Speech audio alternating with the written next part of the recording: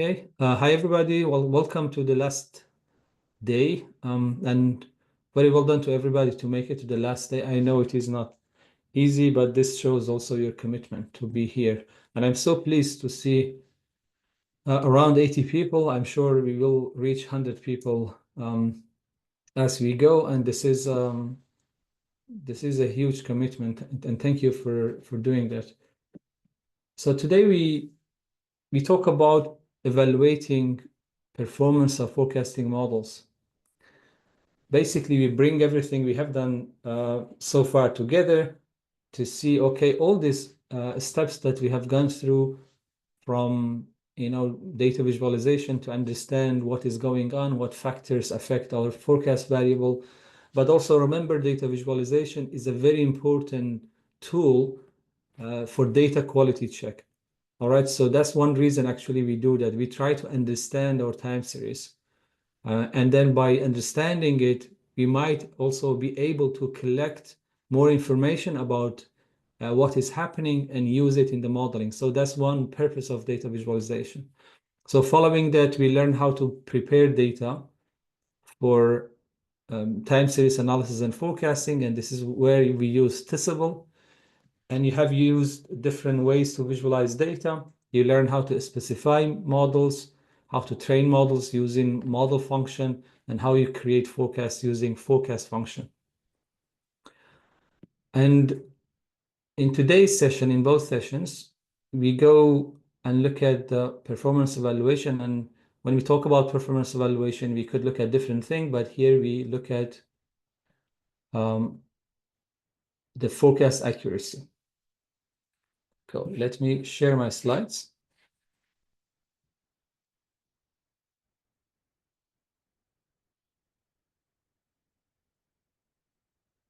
Okay. Could you please let me know if you can see my slides? Just put a yes in the chat and then, okay, wonderful, thank you. Okay, so what we cover in this session, we first talk about evaluating forecast accuracy. In general, actually, what does it mean? Why we need to do it? And what are the approaches or different ways of doing it? And then we look at evaluating point forecast accuracy. And then we move on to also talk about how we can evaluate where a distribution that we produce is accurate. And this is where we talk about probabilistic forecast.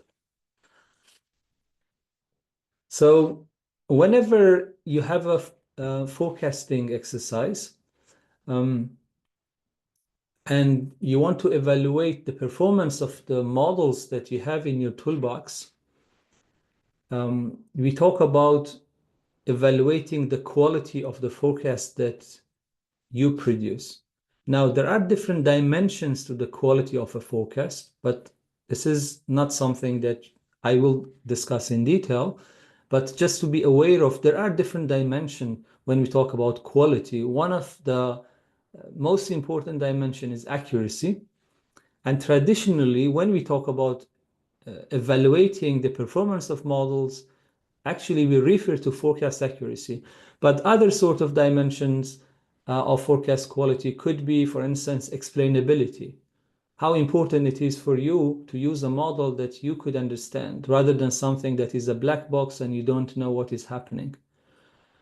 Or another dimension could be the amount of time that you need to compute the forecast. Maybe you have to compute the forecast every day, and you have a model that takes 2 hours to run and give you the forecast. Another model gives the result in 10 seconds, right? Even if there is a difference in forecast accuracy there, but then maybe you prefer the one that is slower, right? It is faster, right? So these are the other sort of thing that you may need to think about. Or maybe, I don't know, the amount of time or investment in terms of resources, computational infrastructure or skills that goes to develop a model comparing to something that is also simple but slightly less accurate. Okay, so accuracy is one dimension, but it's not everything. So there might be other important factors that you need to consider. Now, here we just focus on forecast accuracy, okay? Assuming that the forecast accuracy is the only one that we care about when it comes to evaluating forecast quality, we need to know how we calculate the accuracy. So the forecast accuracy is calculated by measuring errors, right? And then we will see actually what we mean by error, because there are terminologies also. I think in the first day, when we talk about decomposition, we had questions about the reminder, error, and then we talk about residuals. So these are not the same sort of thing. We need to make sure we understand these are slightly different, even if there are similarities between them. So we have to understand what we mean by error. And basically, whenever we talk about a forecast error, we talk about a difference between an actual number and a forecast that we generated using models based on the data that we haven't seen, okay? And this is what we call the test data. When we said we haven't seen it, well, as a human, maybe I could actually look at them and see them, but uh, what we mean here is the model that I train haven't seen those data. That's actually what we mean when I said calculating the errors on the data that we haven't seen is I'm referring to the models. The model has not been trained on those data. And we calculated the error only based on those things. Now, there is one fundamental thing when it comes to evaluating the quality of the forecast, and this is about the benefit that forecast brings to the decision making or your organization. Because remember why we use forecast, we want to inform a decision. Because believe me, if you don't use forecast to do something with, like informing a decision, you shouldn't really invest time and doing it. Okay? We can do it for fun if you like. There is no harm in writing all these codes and models and create beautiful plots. But if you work in an organization, you have to really understand what are the decisions that are relying on the forecast. And then when it comes to evaluating the quality, ideally, you should be able to report the improvement in the decision or sometimes the utility of those decisions. And when I talk about utility, we could have many different utilities. For instance, we could have cost. If you talk about a pharmaceutical supply chain, you may have the cost of inventory. You may have the stock out rate. Okay, because based on the forecast, you make orders, you purchase. And if your forecasts are too bad, then sometimes you may have a stock out and sometimes you may have excess inventory, a lot of inventory, and then that may create waste as well, right? So ideally, you should be able to, instead of reporting forecast accuracy, use the forecast in a sort of optimization or simulation model and then report cost, stock out, inventory, maybe a response time, waste, and this sort of thing. So how the forecast you used is connected to a utility related to a decision. So that is ideally what we should be doing. And this is why we talk about evaluating for business impact of the forecast. Okay, and by business here, I mean any sort of decisions that you're making when you use the forecast. And depending on the area that you're working on or the context, of course, this business impact or utilities might be different. Now, why we don't talk about them? Because it's not actually straightforward. It's not very easy to go and link the forecast to the utility decision and then calculate what are the benefits. First of all, as I said, this is context dependent. So depending on I don't know if you work in an emergency department in a hospital or if you work in a pharmaceutical supply chain or if you work, I don't know, in higher education, you still do forecasting for student recruitment, for instance, or if you work for government. So there are different utilities.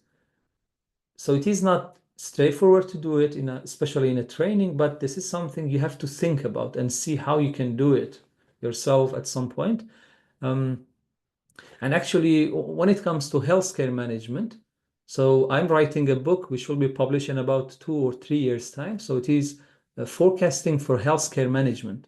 So basically, in that book, we try to link forecasting to different decisions you make in healthcare management, right? Like bed management, like the inventory control, and so on. So it requires a bit of work, but it was, thinking about it. So here we simply look at the forecast accuracy because calculating this is not straightforward and we cannot do it, at least in a training. Okay. Now, we have been discussing about how we train a model. And I think actually I will create a whiteboard because I think this is something we have to, if I can see actually my whiteboard. For some reason, I cannot see it like that. Let me just stop sharing my screen and then, yeah, it is here.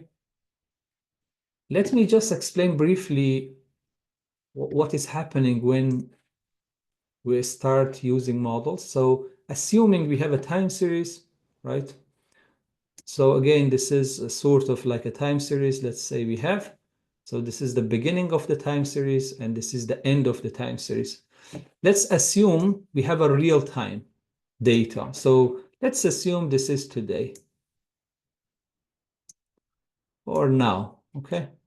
So this is now, and this is our future.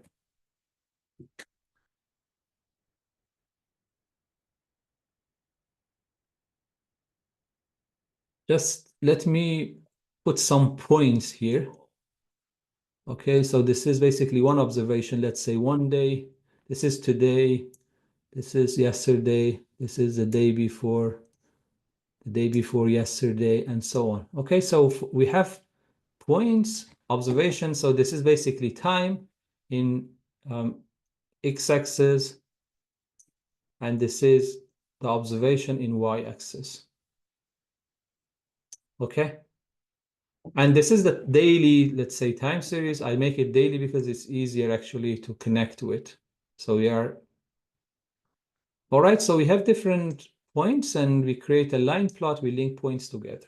So I hope this is a sort of like clear to you. Okay, so now this is the actual data, this is the future. I have a list of forecasting models: seasonal naive, naive, exponential smoothing, ARIMA, time series linear model. This is what we covered. And I want to apply them to this data. So this is what we do using the model function. So when I say basically my testable data, so I have my testable, and then using a pipe operator, I pass it to the model function. Okay, and then inside, I provide the list of my models, right? Let's say I say naive.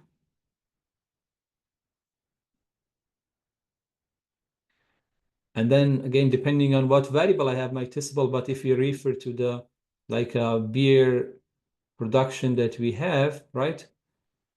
And then I put a comma and put other models, another, etc. And then I close the parenthesis and I run this.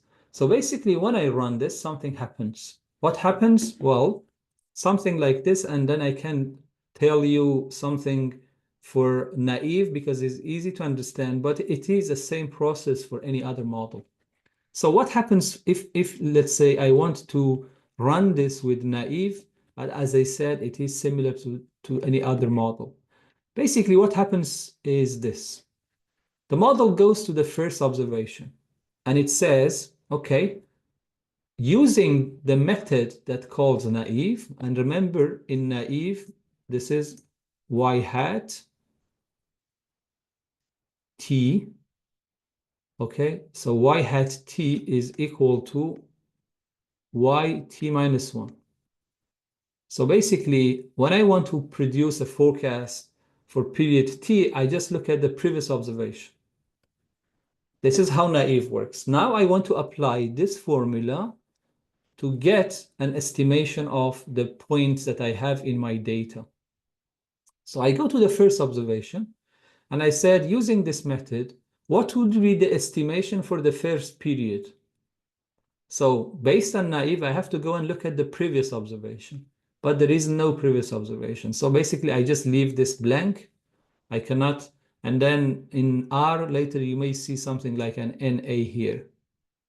Okay, so because there is nothing between, then I move on. Actually, I don't do anything for the first one. Okay, let's then connect. Let's look at the second one. What happens if I want to get an estimation for this? Well, I look at the previous observation. What is the previous observation is this one. So basically, the estimation for this period would be the previous one. But then I put it here. Okay, so this is an estimation for it. And I actually keep doing it for all points. So now I want to estimate this one. Okay, remember now I'm here. I'm in the second one. I want to make estimation.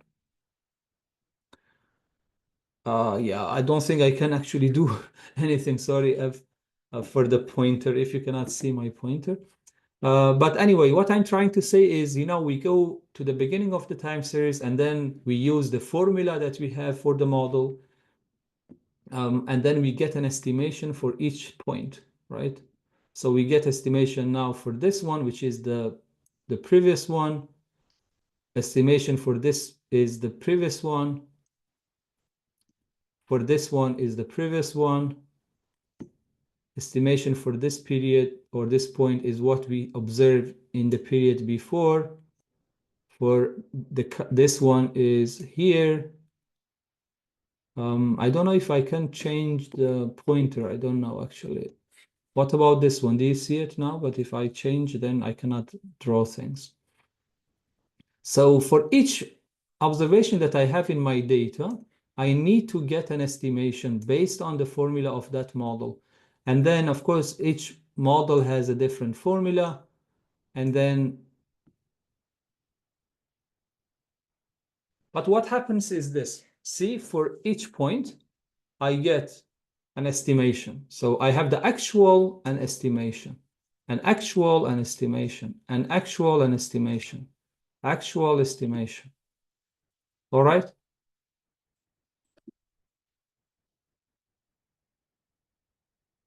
Okay, so if you pay a bit more attention to the process, basically what happens is when I calculate this, I didn't do multiple step ahead into the future. For instance, when I was here or here, I didn't do the forecast for this period.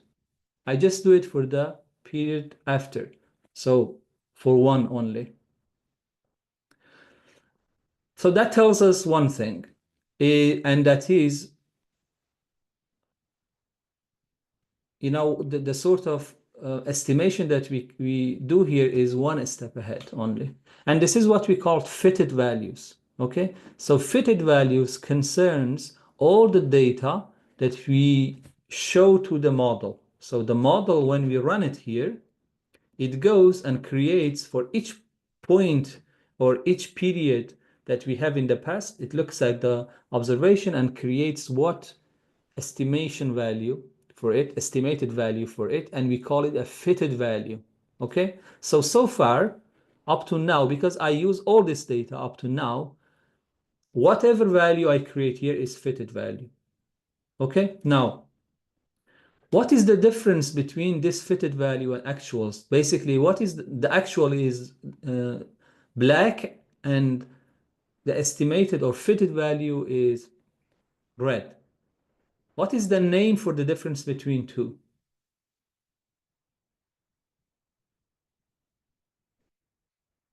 What we call that?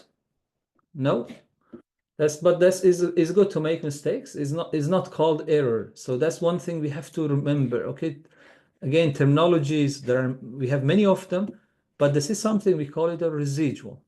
Okay, so remember what is a residual. A residual is a difference between a fitted value and an actual value. Now, what is a fitted value? Is the estimation we create for all the points that we have in our data that we use for the modeling. Or we show it to the model to train on it. Okay, this is what we call a residual. Now, later we will see also actually how residuals could be helpful when it comes to model performance. But we discussed actually it yesterday as well. A little bit when we talk about residual diagnostic, we look at the ACF, and the ACF of residual shouldn't, exceed the interval that we had in the blue lines, the hashed blue lines. So we may come back to it, but you have seen it already as well, how residuals could be helpful. Now, my question is this. Do you think if I have all the estimation or fitted value, let's just call them fitted value because I define them from now. So if I have all my fitted values very close to the actuals, and sometimes even I can actually create fitted values that match 100% all the observations. Okay, so if I have all my fitted values very close, and then basically if I link them together as well for you, so basically this is how I create a line like this. So if this fitted line is very close to the actual, do you think this is an indication of having a model that can produce an accurate forecast or not? Okay, so if I reformulate my question, do you think having a good fitted line can guarantee a good forecast accuracy or not?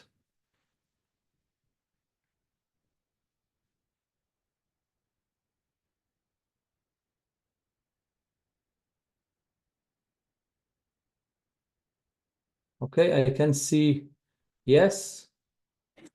Yeah, but I think I can also see one, not always, and Jacob saying no, it could be overfitting. Yeah, actually, the answer is not yes. And so a good fit always doesn't guarantee a good forecast. And the reason is also the overfitting, right? Because remember, whenever we have an observation, even if the observation, it is observed and we know actually what it is. But that observation, if we call it, let's say, Y, that observation Y has always two components. One component, we can call it Fx, okay? And what is this X? You can think of this X as systematic information. Like so far we have talked about trend, seasonality, autocorrelation, but also we discussed about dummy variables. You may have holidays or population, so exogenous variables and so on. So every point or observation that we have, it is likely it has two components. One is systematic information, and the second one is what we call an irreducible error. Okay, this is what we call it irreducible error. We cannot actually forecast this. So regardless of whatever we do, we have always this irreducible error in observations. So what we do in forecasting, and you can generalize this to any machine learning approach that you may use as well. So in forecasting, we try to get an accurate representation of systematic information that we have in the time series and use it for forecasting. Now, the thing is, we cannot also guarantee that we will understand every single systematic information and every single variable that affects our time series, and we know everything. So we make also certain errors here to identify systematic information. And of course, the models, they have different approach also to go and capture the systematic information and use it for forecasting. So here we make errors as well, but this is something we call it a reducible error. Why reducible? Because different models may capture different sort of information, and then some of them, they make less error than others, right? And because of this irreducible error, and also a bit of reducible error that we have, in every observation that we have something that is not forecastable. So if you try to have a line that fits them 100%, it is very likely that it results in a terrible forecast in the future if you use this model. And this is the concept of overfitting, basically. Okay, so overfitting, it means you go not only try to identify the systematic information, but you go beyond that as well, and then you try to go and follow noise or the irreducible error that we have in observations. So that's one concept that you need also to remember. Now, of course, opposite to overfitting, you may have also something like underfitting. Actually, what you mean by underfitting is you may also have models that fail to identify systematic information, and this is not also good. So we try to capture the systematic information and use it to forecast the future. That is the idea behind forecasting. So we try to avoid underfitting and overfitting. Both of them, they are bad.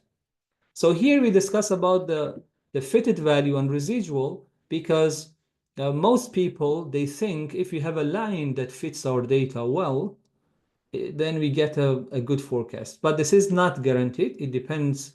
Well, first of all, we have overfitting, but also it depends on the exogenous variables that you use in the model and whether they require a forecast or not.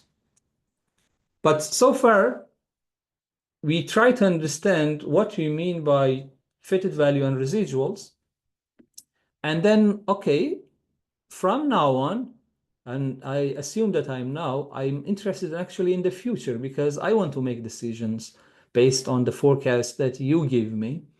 And then again, if I rely on naive, what happens is if I want to forecast for this next period and the day after and the day after and the day after, well, what naive does is goes and look at the last observation and then use it to forecast the future. So that's why we'll get the same information, the constant value. So the forecast would be the same across all periods using naive. So here, let's say I forecast for this 4 days ahead, right? So I have the forecast, but I don't have the actuals, right? So I cannot calculate the difference between them. Well, we have to decide what to do now, because I have to produce a forecast from here, and I have to make a decision which model is likely producing the most accurate forecast and give it to my manager or the decision makers or policy makers to use it to inform a decision, to make a procurement, for instance, in I don't know, for vaccines or for any health commodities or pharmaceutical products. Okay, so what we do then? Well, let's make a strong assumption that we can wait 4 days here because maybe it is fine to wait. So I wait and then I get the actual for this as well. So the actual maybe here is this. In this day, this is the actual, here is the actual, and then here is the actual. Okay? Assuming my forecast horizon only was 4 days. Now, as you can see, there is also a difference between these 2 points. So remember, well, here my red is the forecast, my black is the actual. Okay, this is something we call an error. Okay, remember the previous one, we call it a residual. This is something that we call it an error. So when we talk about the error, we talk about the difference between the forecast and actual on the future data, basically, and the data that we haven't used to train our model. So this is how we distinguish between a forecast error and then the residuals. Now, there is an important question here. So you may tell me, well, we cannot actually wait. We have to make a decision right now. Okay, that's one thing. Another thing is, even if I wait 4 days, this is only, one, and again, assuming that you do this forecasting many times, because you have to make decisions over years, or I don't know, every month or every couple of weeks you make decisions. So you have to make this forecast many times over a year. So if you just rely on one 4-step ahead forecast and say, oh yeah, this one actually, this method is better and I use it for the entire year, this is a bit too risky, because you might be lucky this model is very good in this 4 days, but not for the rest of your year. But you might not be lucky as well, saying the model that you decide to use actually is very good, is not very good here, and then but overall is better than the one you think actually is better. So what I'm trying to say is relying on just one instance of 4-step ahead, or in general, one step ahead, is a bit too risky to make a decision, because I'm not sure, I'm not confident, I don't think this is reliable. So I want something that is more reliable. So now let's go back to the first one. So I'm here and I have to make a decision here. And this is the data that I have. Okay. So the question is, what should I do to decide which forecasting method is the most accurate one for my data? Okay, assuming that I cannot wait, and if I wait only one 4-step ahead. But sometimes, you may have monthly data. Okay, so and I have to produce a forecast from, let's say, January for the next 6 months. Well, you cannot wait 6 months to see what is the actual and calculate the error, because you have to make a decision now. So it doesn't make sense to do that. So if we cannot do that, and we cannot wait to identify errors, what we have to do? Well, we have to do something. I just want to clarify one thing. I don't mean you shouldn't monitor your forecast quality over time. I think actually it's a good practice if you do it. Okay, as you produce the forecast for the next month or next day or next week, try to monitor it over time to see how it performs. And if it doesn't perform well, you try to understand what is happening. Is the model missing some important information that you could add to your model to improve? So, or maybe no, this is the nature of your data. It is like that. It is good actually to have a mechanism to monitor the forecast that you produce using model for real future. But here we talk about different thing. Here we try to say, well, this is the data I have, and I have to make a decision now which model I have to use to generate the future forecast that I'm going to use for decision making. Okay, so what should we do here? That's the question that we need to actually think about. Okay, you can think about it a little bit. I will go back to my slides. I think I saw Mitch joining as well. I will sync him.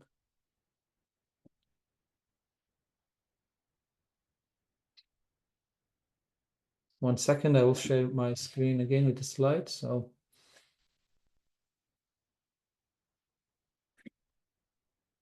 all right. So let's go back to my slides. Okay, so that is basically the idea behind overfitting, and why overfitting is something that we need to be aware of and avoid, actually. So now hopefully we understand just looking at the fitted values and residuals is not a good or reliable indication of forecast accuracy. But as I said, of course, we want to have a model that could represent the data that we use for modeling. Because if it doesn't represent this, if it doesn't capture the systematic information or patterns we have there, it wouldn't also produce a good forecast. So it shouldn't be underfitting as well. It shouldn't fail to capture the systematic information.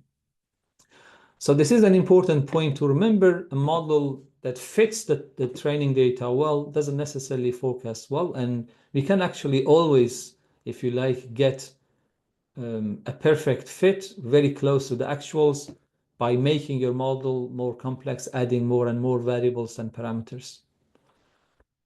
So overfitting is just as bad as failing to identify systematic information. So these are two important things to remember: overfitting and underfitting, and both of them, they are not good for forecasting. So when it comes to evaluating the forecast accuracy, the forecast accuracy should always be evaluated using a test set. And when we refer to that set, we talk about future values. And by future values, we mean the values that are not used when we train the model on the data.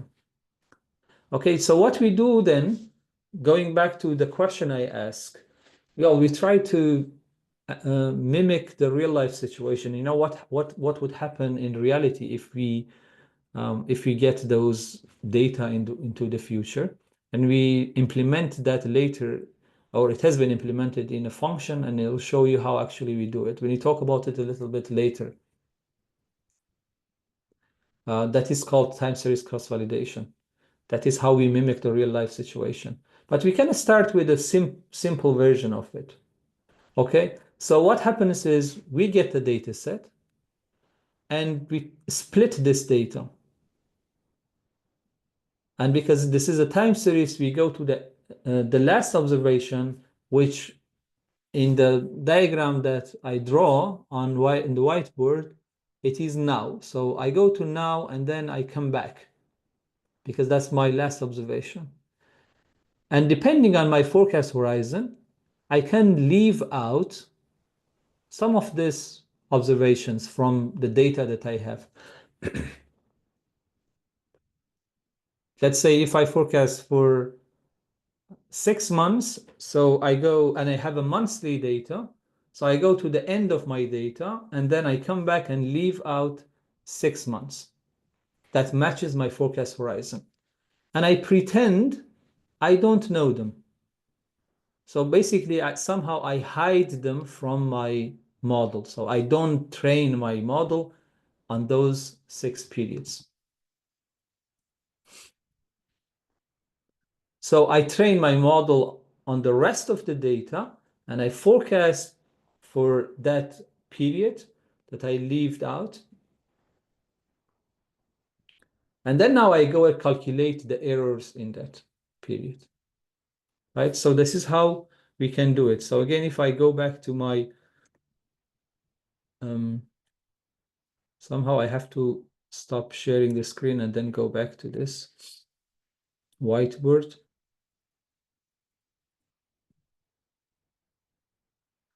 So if I go back to this one, so basically what happens here is now this is the data that I have.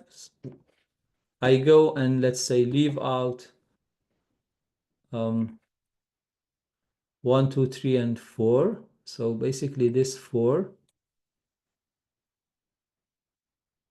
Okay. So this would be my test set.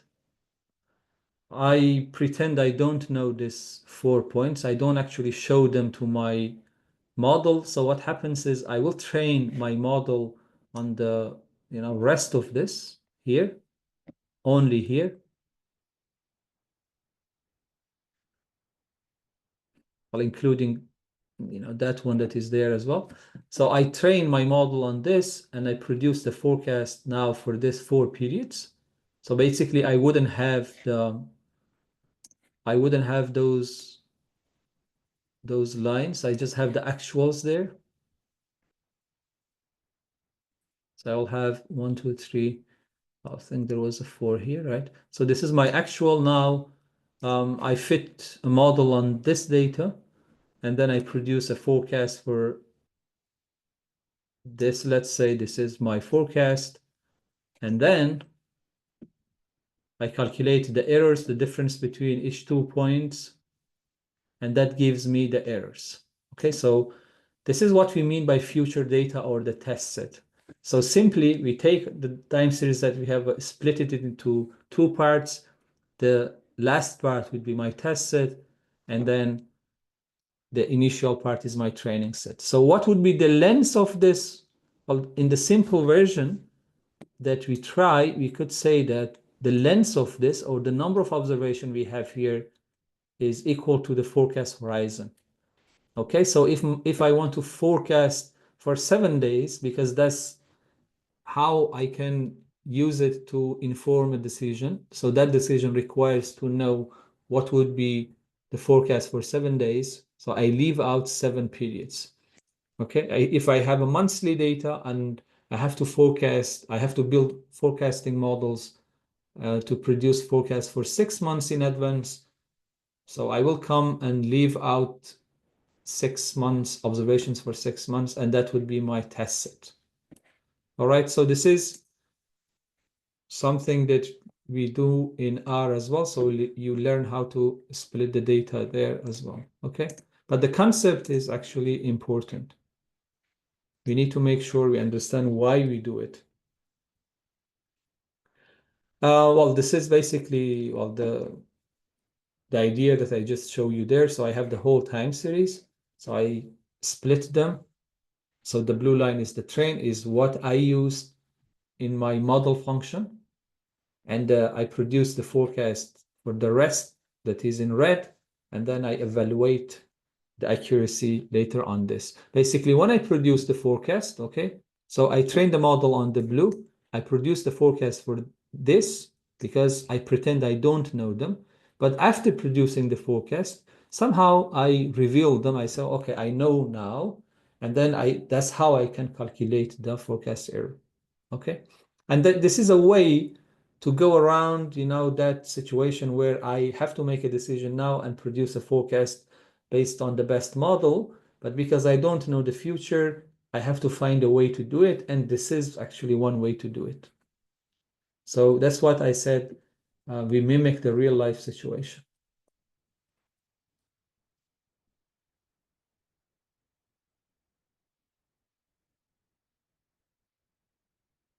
So what is the standard ratio between the training and the test set?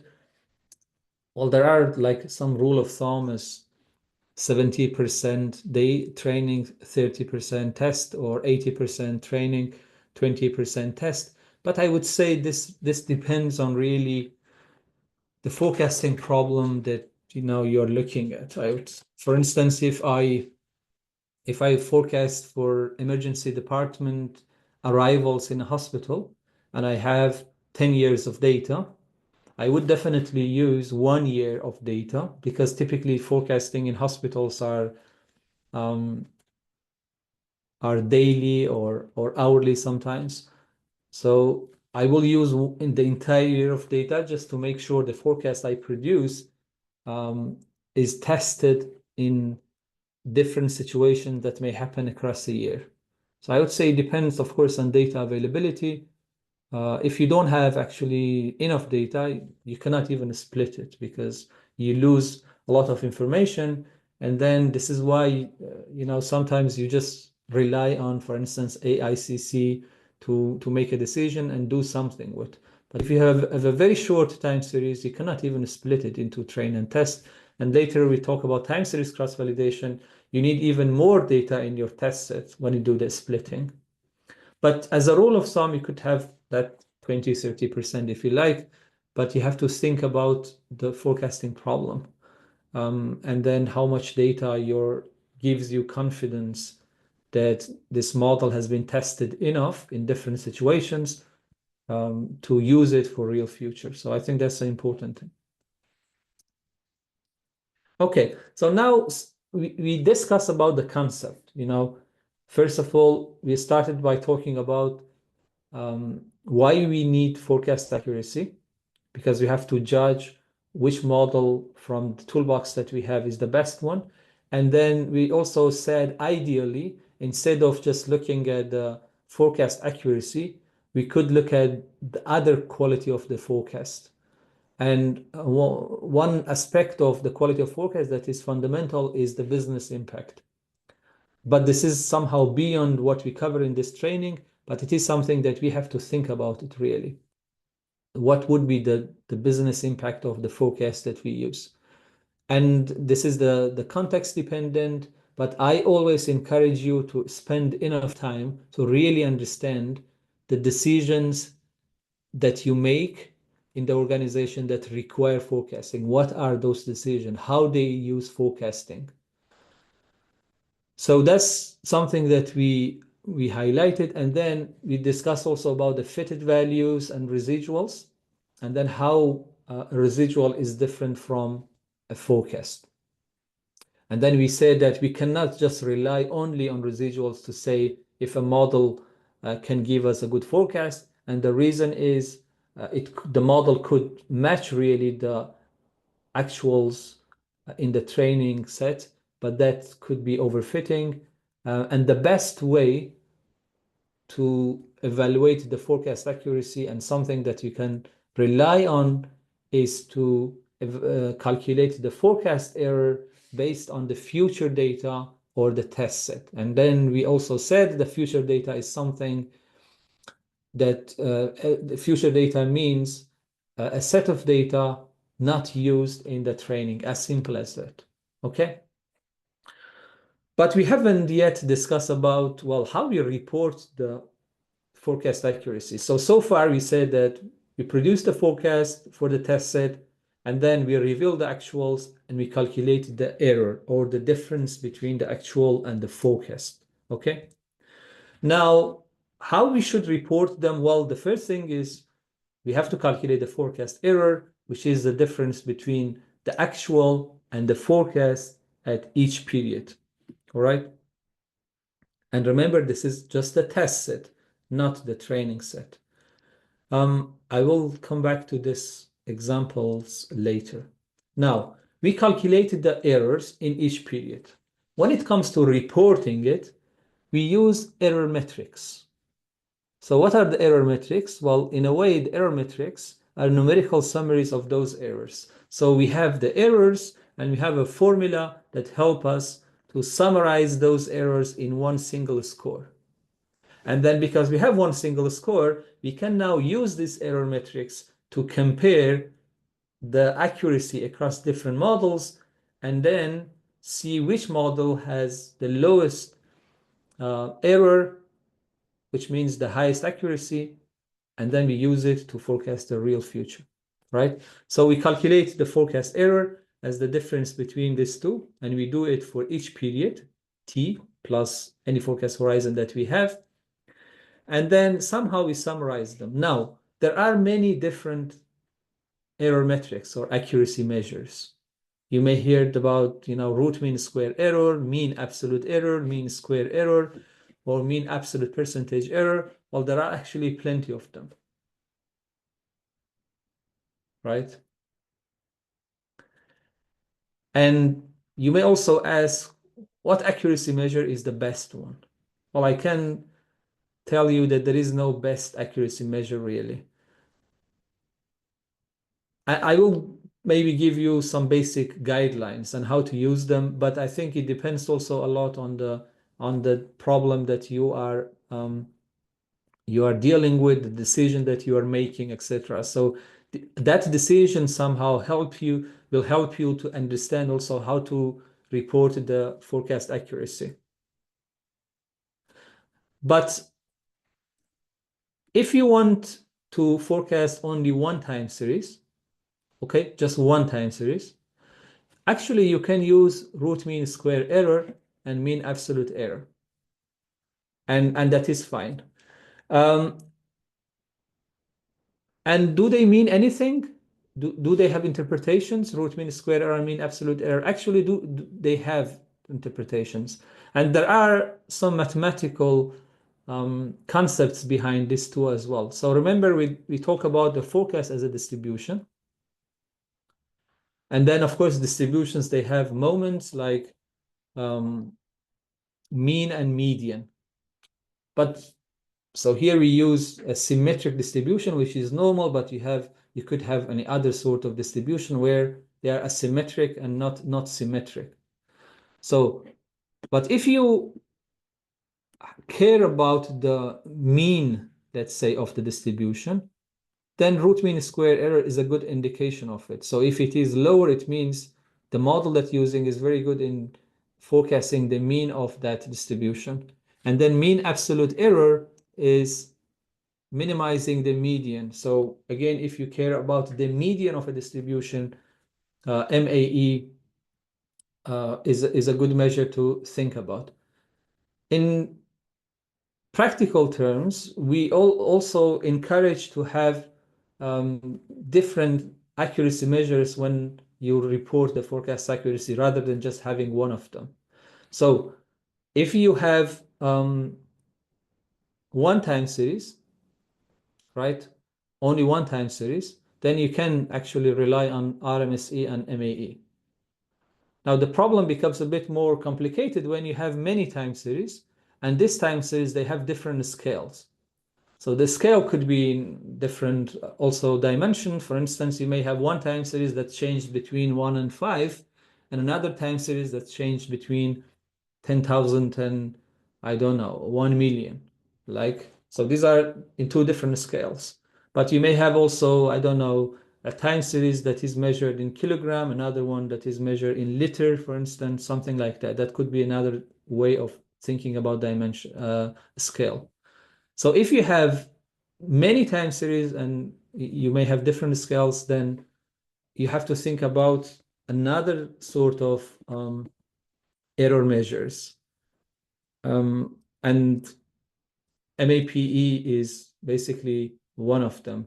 So the error measures that we have here, we call them scale dependent because they depend on the scale of the data, but you may have some others like mean absolute percentage error.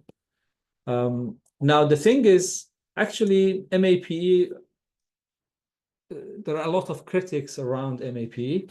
So it is not like recommended to use it to evaluate point forecast accuracy. Well, first of all, if you have time series with zeros, that it's impossible to use it because then you have divided by 0.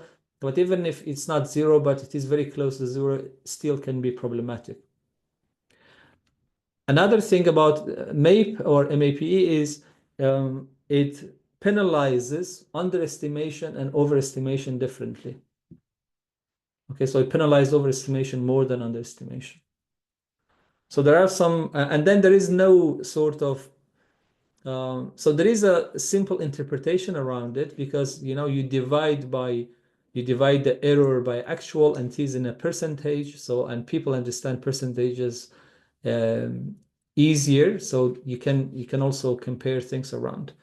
But there are, as I said, critics around it, and there is no math behind it similar to RMSE or MAE, let's say, because in RMSE we have a mean of a distribution. So RMSE minimizes the mean and mean absolute error, MAE minimizes the median. So and there is a math behind it, so it works nicely.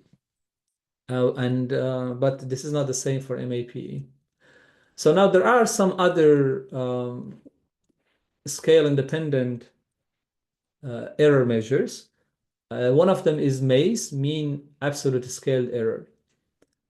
So here basically you have mean absolute error divided by a difference between consecutive observations that you have in sample data. And depending on if your time series is seasonal or non-seasonal, so there are different formulations for it. So in a way, we can also use this, but this is not really interpretable.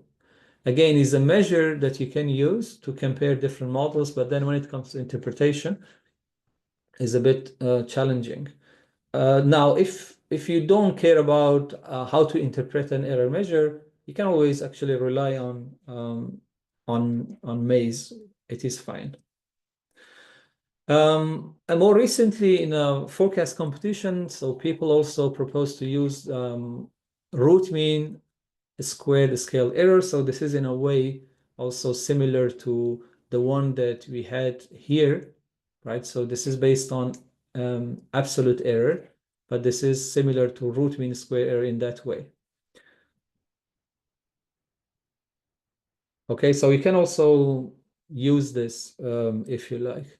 But there are many, many different actually accuracy measures. We have also some measures called relative error measures. So in relative error measures, let's say you calculate the error measure for the forecasting method you have, and then you may also have an error measure that you calculate for a benchmark method.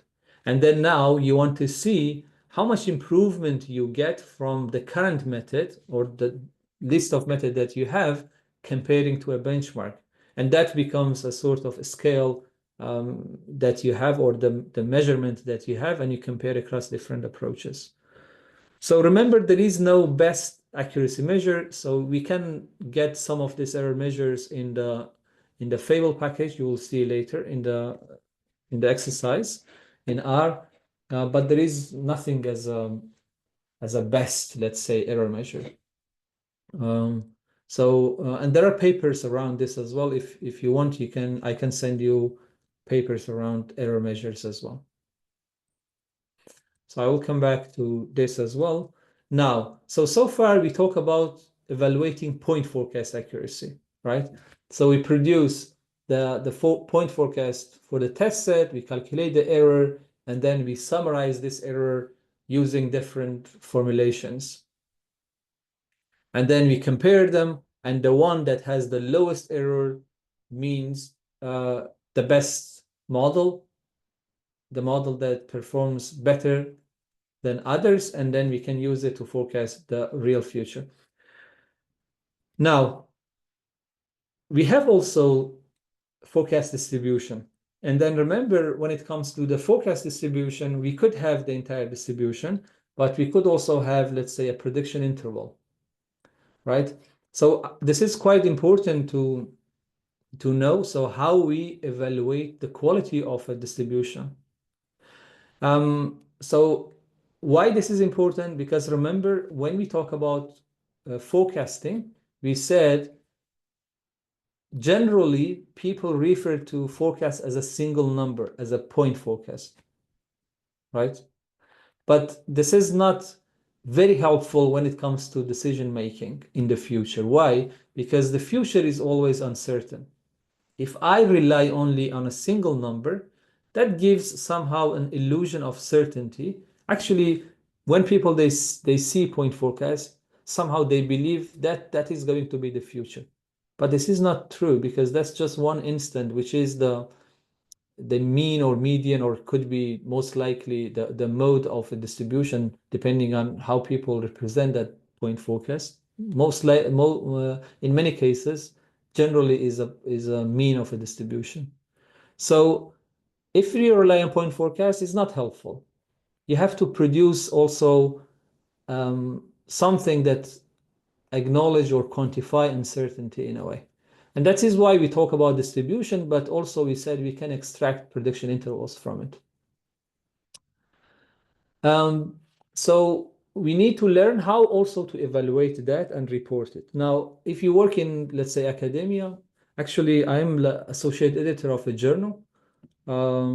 If people, send papers and they don't report forecast uncertainty and evaluating it, I typically reject the papers, except if there is something really interesting. But I reject the papers if they don't report uncertainty. But I think this is also very important for decision making in real world, because we have lots of uncertainties and we need to be aware of different possible outcomes and how different models that we have are good in evaluating those uncertainties. Okay, so how we do it? We can start with evaluating prediction intervals. Okay. To evaluate prediction intervals, well, you remember when it comes to prediction intervals, we have a couple of things that you see here. First, we have a coverage. Like the prediction interval that you produce could have 80%, 90%, 95%, 50%. So the coverage that you require. So in a way, this also relates to the quantile of a distribution, right? So I think on day one, we also saw this when you have a distribution. So when you have a distribution like this, you could have any quantile, right? So the lower quantiles or higher quantiles. And this also relates to a way to a distribution, to a prediction interval of a distribution. So I could have prediction intervals, okay, the interval between these two.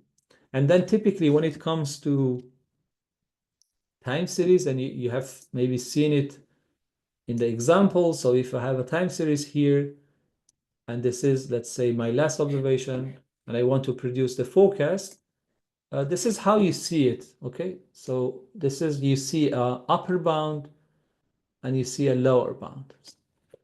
Okay, so you see a region basically that is somehow shaded in different colors. Okay, so this is the upper bound, this is the lower bound, and actually this is what you see here. So L here refers to lower bound and U is the upper bound. And then T is period. So basically we have points basically in each period. If this is period 1, then period 2, period 3, period 4. So basically we have upper bound, lower bound, upper bound, lower bound, upper bound, and lower bound, right? So these are points basically, and we link them with those lines, and then it creates that area for us. I hope that is clear. So that's why we have upper bound in each period and lower bound in each period. So in addition to that, we have also alpha. So this alpha corresponds to the coverage. So when, sometimes we say the coverage is 90% or 95%. So that alpha relates to that coverage. Okay. Okay, now we know that we have this prediction interval. Let me ask you this question. If you work in an organization and you make decisions based on prediction intervals, do you prefer to have a wide prediction intervals or narrow prediction intervals?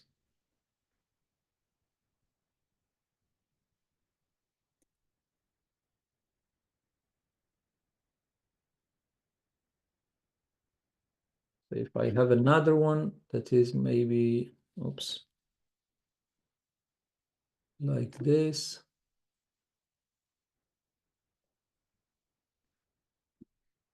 Okay, someone says wide, but I see a lot of narrow prediction intervals. Narrow interval. Okay, lots of narrow. Okay, any reason why you prefer to have a narrow prediction interval?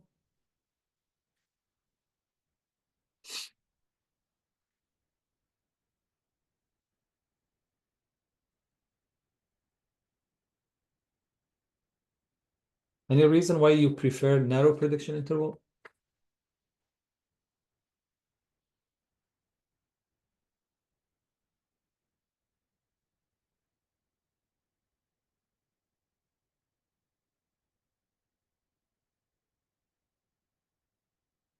Well, actually, it doesn't tell you anything about how accurate it is. Having a narrow or a wide prediction interval is not about accuracy. It's not, well, here you use the term precision. I don't know actually what you mean by precision there, but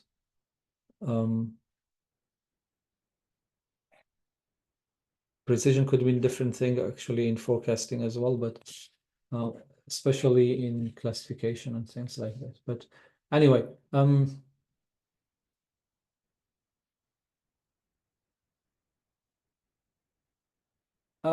again, so as a decision maker, most likely we prefer a narrow prediction interval actually, and the reason is, well, I mean, if you are a decision maker and then I tell you well, the demand for a particular health commodity can change between 10 and 10,000.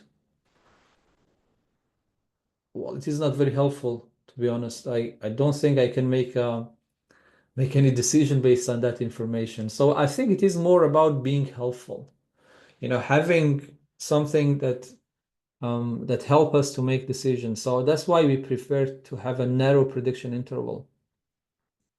But actually, having a narrow prediction interval is not enough. Okay? So if I have narrow prediction interval, which is easier to work with and use it for decision making, it may miss all the actual values. So I produce a prediction interval, and let's say like the one I have in red, and then I realize first period is here, maybe the second period here, the third period here, and then the other one here. So it's not helpful because the prediction interval I produced, well, it is maybe narrow, it's easy to work with, but it misses all the actual information. Okay? So this is a sort of a trade-off now between getting a narrow prediction interval, but covering also the reality, like the actual values. And these are two actually concepts that are covered in sort of like probabilistic forecasts. So you may hear terms like coverage and also calibration. So these are relevant terms, coverage and calibration. So you may have a narrow prediction interval, but it is not calibrated because it misses the actual information. So, but calibration is very important. We need to make sure the probabilistic forecast help us to make decisions that are good. And if they misses the reality, if they are not calibrated, so they're not helpful in making such decisions. Okay, so why I talk about this? Because actually we have a score called Winkler score that help us to bring these two things together. Okay, so this is a score we will see later in Fable as well, so we can get a score for any model that we use, how they perform when it comes to prediction interval for any specific coverage. So how Winkler score is calculated? Well, first of all, it depends on the actual value. So if the actual value yt is inside that interval, is between the lower bound and upper bound, that the Winkler score simply is the difference between the upper bound and lower bound in that period. Okay? So is the width of that prediction interval. Now, you may have actual points like yt that lies below the lower bound or above the upper bound. So if that happens, the score now adds something to the width. So initially I have the width, which is the difference between upper bound and lower bound, and I add a penalty to it. And then this penalty, again, this could also actually be different things, but simply you add a penalty depending on how far the actual point is from the lower bound or upper bound. So this calculates how far the points are, and this also gives a penalty. And this alpha depends on the coverage, 90%, 95%, 5%, etc. So that depends on the coverage that we have there. Okay, so when we talk about Winkler score, so we need to understand actually what it measures. So it brings these two things together that we discuss about having a narrow prediction interval but not missing the actuals. So it calculates the width, and that would be the score if in each period the actual is between them or within that range. If it's outside that, it adds something which we call it a penalty, to that width. And the points that are far away from the interval gets actually more penalty. Okay, so that's Winkler's score that we use to report the accuracy of prediction intervals. For some reason, I cannot change my slides, so I will just basically go back here. Okay, so I will show you how to do it. We have also quantile score. So the quantile score, the concept of it in a way is similar to what we discussed just before. So in quantile score, we are interested in one single quantile, and we can calculate the score for it. This is also helpful for the calibration point that we discussed in the previous point. So we have a quantile, which is P in each period, and we have a distribution that that gives us, we can extract different quantiles from that distribution, and we have the actual. And depending on whether that actual is below the value that quantile tell us, or above or equal to that value, the quantile score also could be calculated in this way. And then we have now another measure called continuous rank probability score. So the continuous rank probability score can be also calculated for each period, but also this is true actually for all other measures. When we report things later, in R, we report the accuracy measure in different way. But what happens is this error metrics are calculated basically in each period, and then we take an average across. If you do the forecast horizon for each step ahead, we could calculate the errors across each step ahead and take an average of them, and then report one score across the entire horizon. That's why we do it for each period. Well, how CRPS works, so for each period is, well, in x-axis, you have the different possible outcomes, right? And then in y-axis, you have the cumulative density function. Because remember, you get a distribution for each period. Okay, when you produce the forecast, you can get a distribution. That's how we visualize it the other day, right? Now, we have an actual point in the blue, basically. The blue here is actual, right? So let's say I am in a period, and I know the actual value of that period. Well, if I know the actual value of the period, then the probability of having that is 1, right? So I know it for sure when that actual period happens. So these are the possible outcomes, and let's say I know that the actual is this. Well, if it is this, I know it, so the probability of it is actually 1. So the cumulative up to now is 0, and after that the cumulative is always 1. So that's why you see actually this line like that. Okay, so the probability of knowing the actual in a period t is 1. So that line represents the CDF. Now we could have the same thing for the probability distributions, because we get a distribution for each period. We can calculate the CDF of that for each period as well. And we could have different, let's say, colors for different.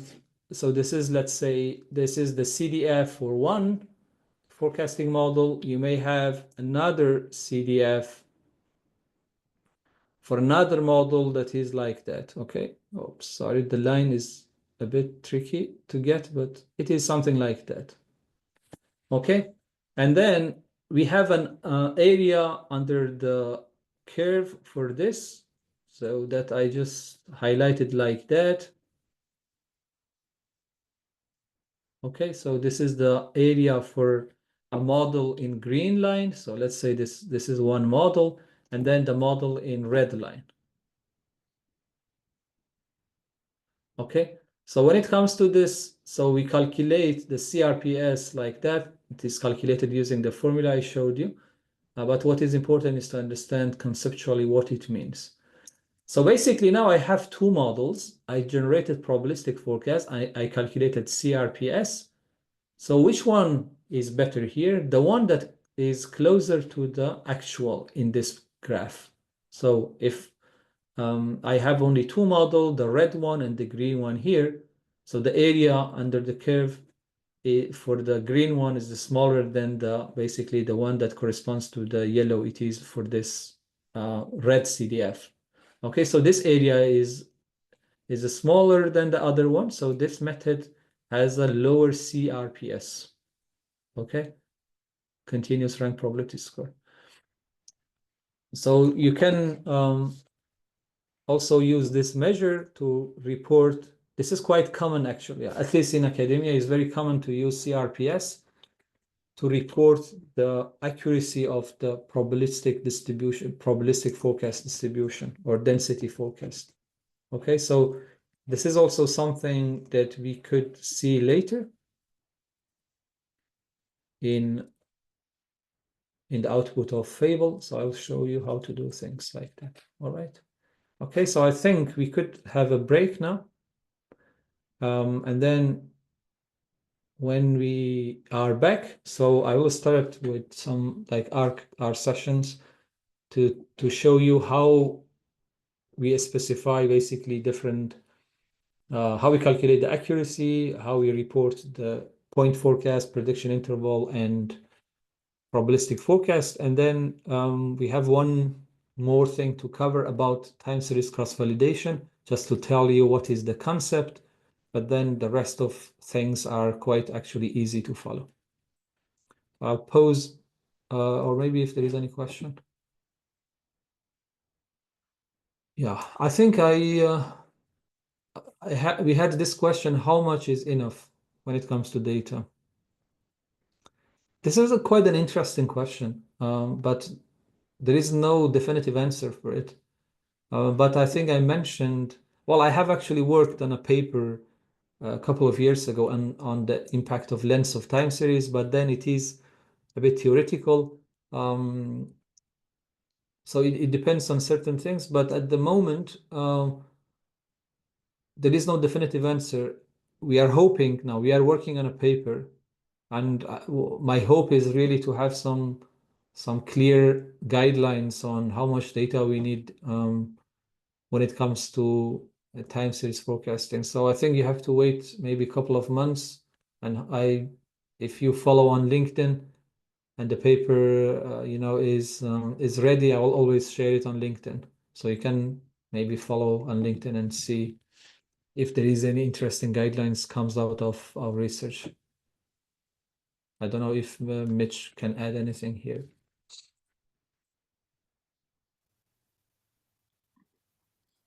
No, nothing specific. Just keep on watching what we're up to with LinkedIn is probably the best way. Thanks. Okay, so let me pause. Okay, let's start practicing a little bit what we have been covering this morning. So I'll create a new R script, and as you know, we will share this live coding in the website as well, so you'll have access to it with the recording. Okay, so I will start by bringing the FPP3 package. I will run the package, and I will use from the aus production, I will use just the beer. I could actually do it without this as well, but I just show you, I want to tell you, I just focus on this, okay? So let's call this aus beer. So I have one time series, which is the beer production in Australia, is the quarterly data. So assuming this is the data set, and of course I skip everything that includes data visualization and everything else. So this data has been prepared, is in a testable format. But if you do it yourself with your own data, of course, you need to go through all this step before. So what we do here now? Well, we start with the like a basic accuracy calculation. And by basic here, I mean I simply split the data into train and test, and then the test set equals the forecast horizon that I will have. And I can do it do it in different ways, but I think we have introduced filter index function, which is from Tissable. Sorry. Okay, filter. So I take my Tissable and then filter index, right? So from here, I want just to leave out basically 4 observations. If I put also, I will create another variable called forecast horizon, just to be a little bit more organized, and you can adopt it also to your own data easily later. So I have a variable called forecast horizon. I want to forecast for 4 quarters ahead, and then I use filter index, and then what I want to put in the test is, if I look at my data here and I look at the, let's say, tail of this data. So I want 1, 2, 3, and 4 basically from here, from the Q3 and 2009. So I can actually copy this if you like. So I want from this period until the end. So that's actually what the tilde and dot means in the filter index. So if I do this, it will go and filter the index based on these conditions, and I'll have now 4 periods. And I assign it to a new name called test. I can do something similar to this to get also my train data. For instance, I could simply, well, I can copy and paste this line of code, change the test to train, and then I say this time, instead of basically having this 2 here, I start with a point that means from the beginning of the index until, but this time it should go to Q2 and 2009, because then that would be the end of the training, and the start of the test is the period right after, which is Q3. Okay, so now I have my data in train and test. The rest of this actually is something that you know how to do it. So I take my train data. See here, I don't use Ausbier, which is all my data. I use the train data and I pass it to the model function. Okay. Now I can have let's say a list of models that we used before, maybe not all of them, but so I have the mean, and then here I have beer.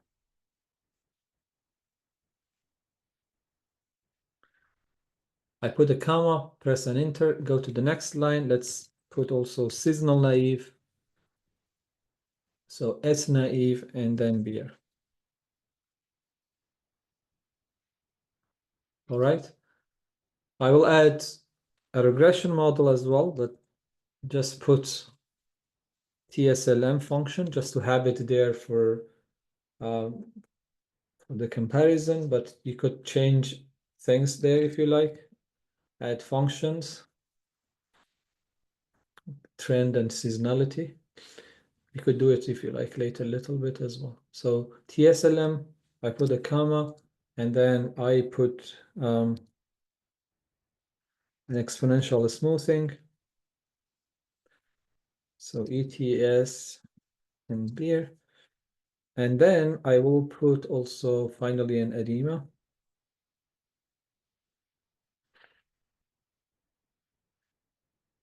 All right. Okay, so now I have the list of models. I will just change this to be also not in capital letters, because remember, forecasting models in Fable, they are in capital letters. Okay, so I have a list of models, and then I want to train this models using model function on this data, which is the name of this object is train. Okay, I can give this a name. I will put it inside beer fit.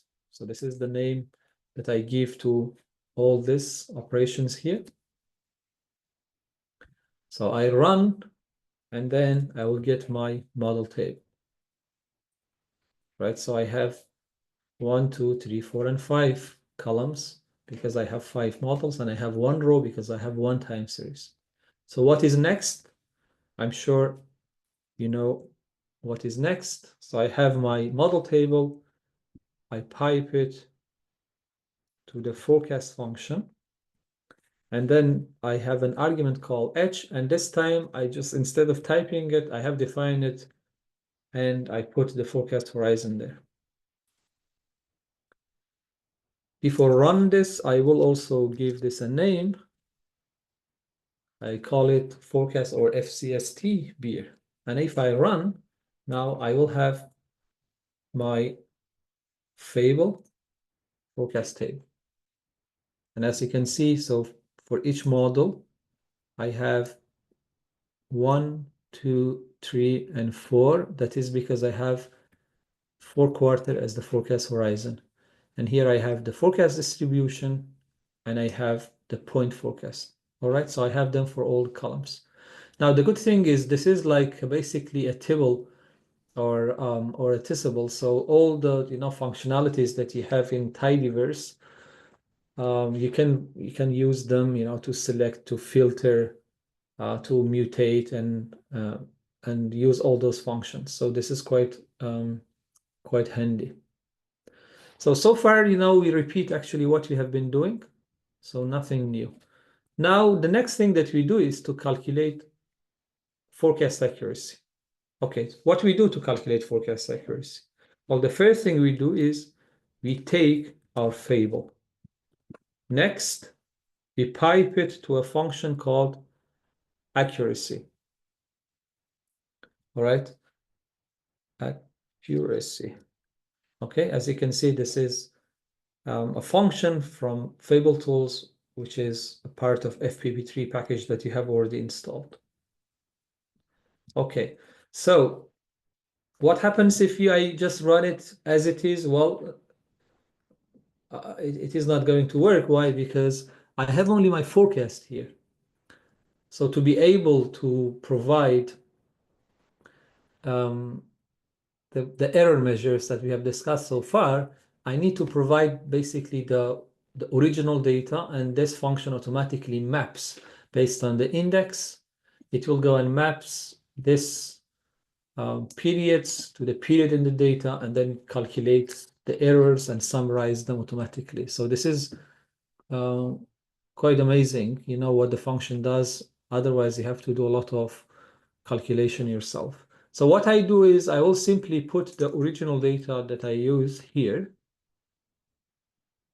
And then if I run, I will get immediately the point forecast with a couple of different error measures. So I have list of models here, and then I have mean error. This is called bias as well.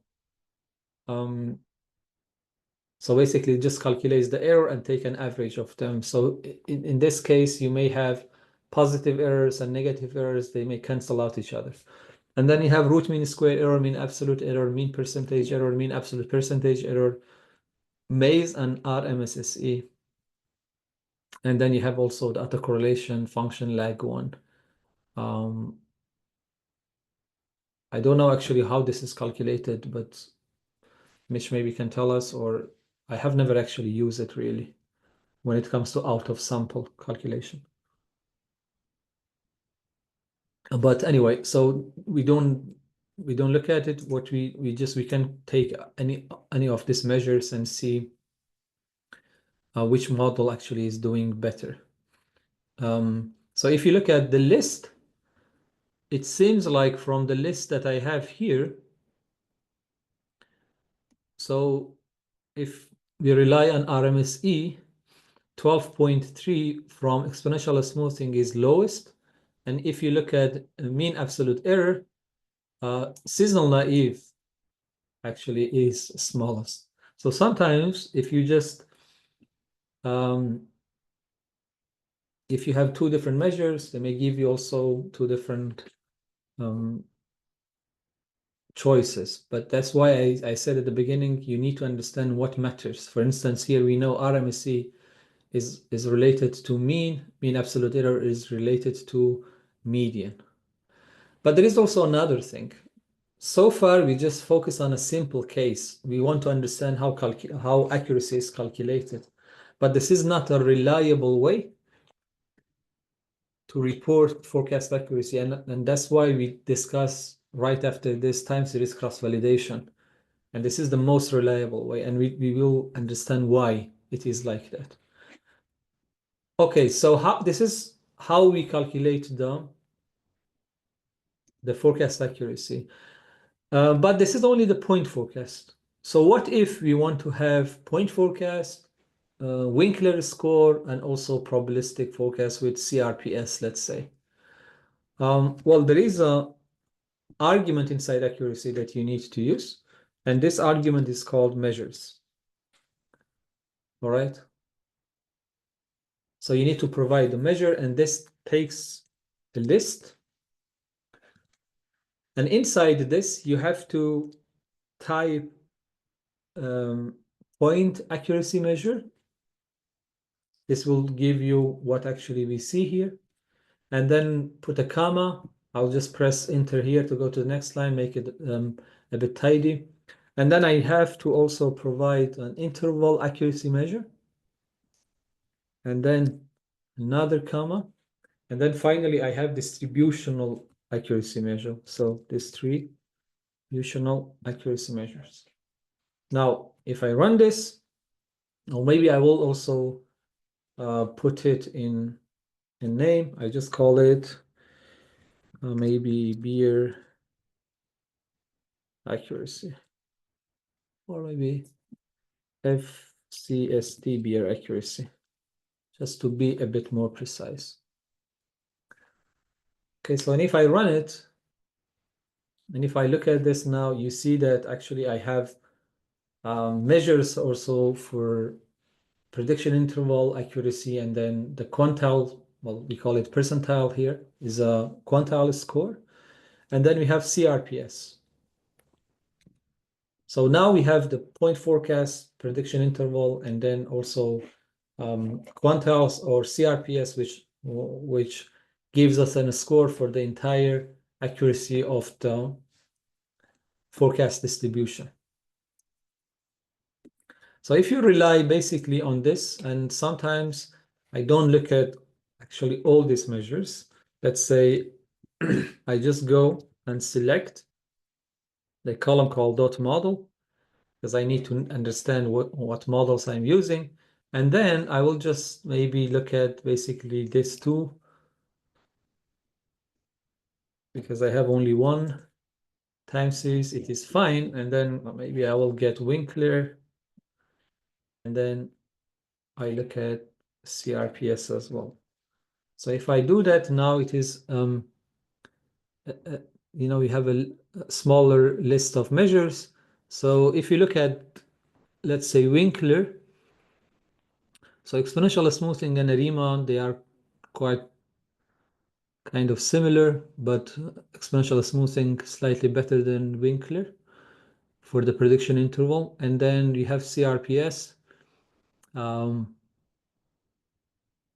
Well, Riemann and exponential smoothing, they are very close when it comes to the probabilistic distribution. All right, so this is basically what we need to do to calculate the forecast accuracy point with different accuracy measures that we have here, and then Winkler for prediction interval, and percentile or quantile score, and then CRPS. Now, if I go back to my whiteboard,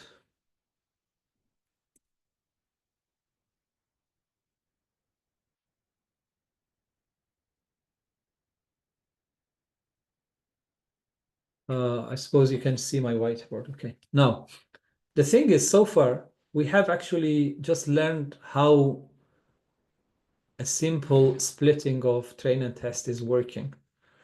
But as I said before, this is only one situation. Okay, it is one step ahead, four step ahead, and I'm not actually very confident to go and recommend, let's say, this model to people to use it in real world because it has been tested in one sample, only one four step ahead forecast, one situation I would call it, right? So now I need to do something that gives me more confidence. And also, I can tell people, look, I have gone through a rigorous process and it is reliable. I'm confident to tell you, based on, my experiment, this is the best model to use. So what do we do in this case? Well, we have one option, and the option is let's try to get multiple samples instead of having producing the forecast and having it only for four step ahead, one four step ahead. Let's try to see if we can get more four step ahead. And then if we do that, we get more sample to test our forecasting model performance. And more samples mean different situation, different periods, and different things may happen in different periods. And if the model performs well overall across these different samples, it gives me more confidence. So there is less risk in recommending people to use it, comparing to the situation where I have just one sample splitting data into trend and a test, and the test is equal to forecast horizon. So I really hope it is clear why there is a risk and why this simple splitting between train and test is not recommended. So instead of this, we say, okay, I'm going to increase the test set because initially I just had this four observations in my test set. Now, what I am trying to do this time, let me first, if I can just clean this.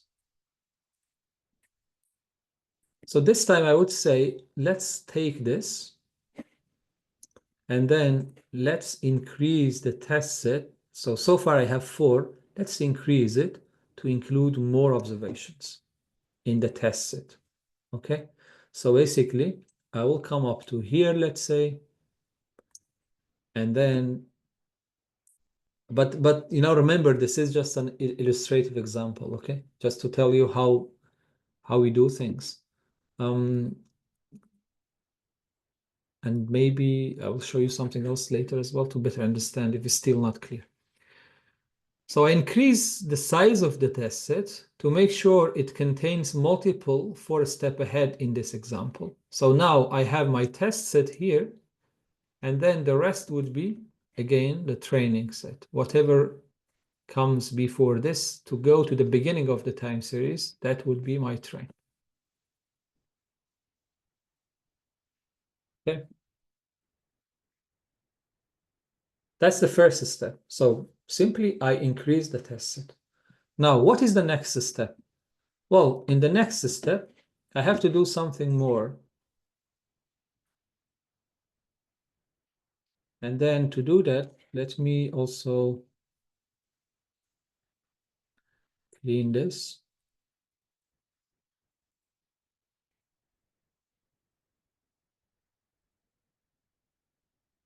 All right. So here is what we need to do. This is basically my first or initial time series. Okay, so because I splitted the data based on what just I explained. So this train is my initial time series. So when we go back to the fable later, there is actually an argument corresponding to the size of this called dot init. Dot init. dot init equal. So we need to tell the function how many observations we have here. So remember dot init. How many observations we have here? This is our first or initial training set. So we have our model using model function. We fit them into the train. And what we do, we produce a forecast for 1, 2, 3, and 4 step ahead. And we save it in an object somewhere. So this is the first step or first iteration. Next, I go and I reveal one of the observation from the test set. I assume now I know it. But remember in the first iteration, I told my model, you know up to here, you don't know anything after this. But now I add one more. So I show it like this. And then I add it to what I had previously. So now you see my initial training set increased by 1 period. This is one version of it. We add one by one.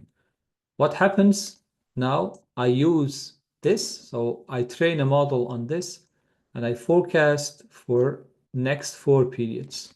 I keep actually repeating this by revealing one more observation, adding it to the previous one. So this becomes my time series and I forecast the next 4 periods. All right. So I keep actually repeating this process until when I reach the end of the time series and I have only one, let me use also the color. So I have 1, 2, 3, and 4 observation left. So that means my time series would be from here to here. Okay, so that would be my entire training, and I forecast for 1, 2, 3, and then 4 periods. So I will stop the process there. And then, of course, between coming from, here to here, I have different, I just increase the size. All right. So I started with an initial training. I forecast for the next H step ahead. H is 4 here. I add one observation from the test to the initial training. I forecast for H step ahead. I reveal one more. I add to the previous one. I forecast for H step ahead. And I keep doing it until when I have only H observation left.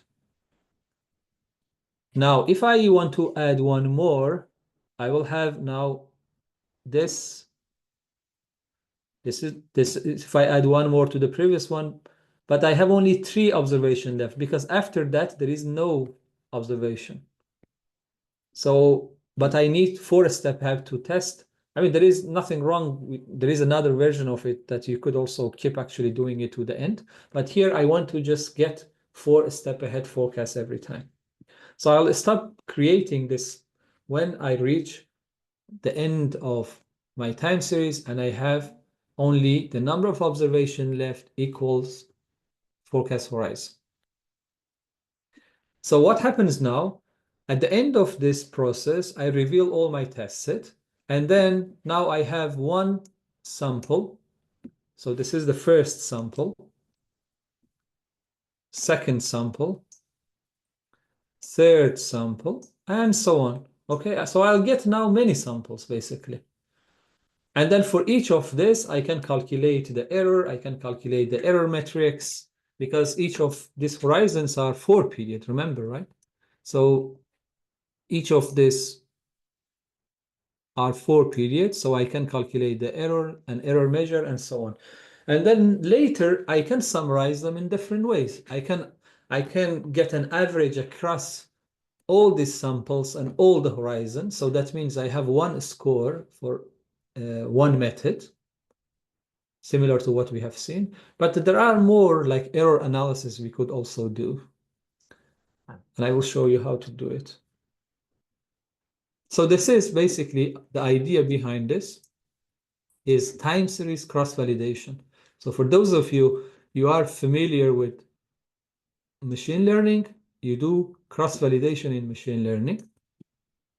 But here, because we have temporal elements, is a time series version of it, time series cross-validation. This is the most reliable way to report forecast accuracy, cross-validation. Okay.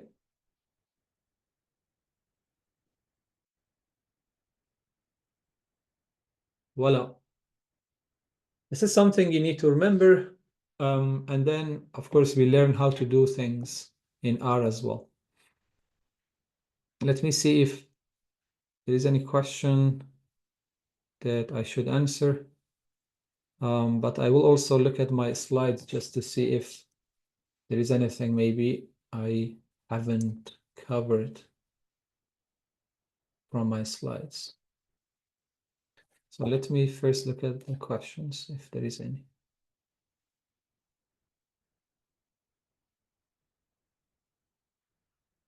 Okay, so please explain how you split the data. So if you mean how we split the data in R, I will go back to it, but the first thing that you do, you split, I mean, the simple version, but typically now you don't need to do actually the simple version, except if you want to create a forecast using a train and then just show it to some people how visually looks like. If you forecast on, let's say, next 4 periods and you tell people, look, this is my forecast, this is the actual, and then, it's quite nice, it's close. But we typically don't, evaluate accuracy just using visualizations or plots. But you can do that. So what we have to do as a process is time series cross-validation. You need also to remember that the time series cross-validation process is something that you don't do every day, because you cannot change models when it comes to real life every day. You may do, I don't know, in certain periods, again, depending on the context, maybe every couple of months, you look at, you do time series cross-validation, you see whether it's still valid, or as I said, you can monitor the performance of the model or the accuracy of it over time as well, and that helps you to improve the models that you use. In terms of the percentages, as I said, it depends on the data availability. It depends also the context, and then, but as a rule of thumb, people use 80-20%, so 20% in test and then 80% in train. That's how they split, or 30% in test if you have more data and 70% in train.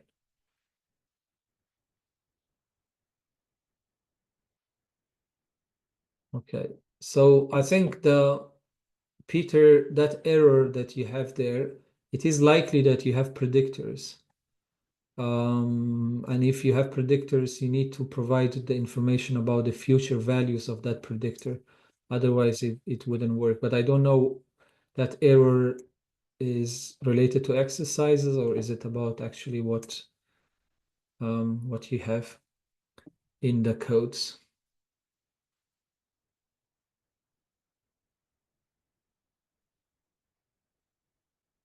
So the accuracy calculates the measure that the way I showed you here is only based on the test set. Okay, because I split the data into train and test, and then I said forecast for the test set, and then now I give you also the original data, then you can compare the forecast with the actual. So the calculation is based on the test set.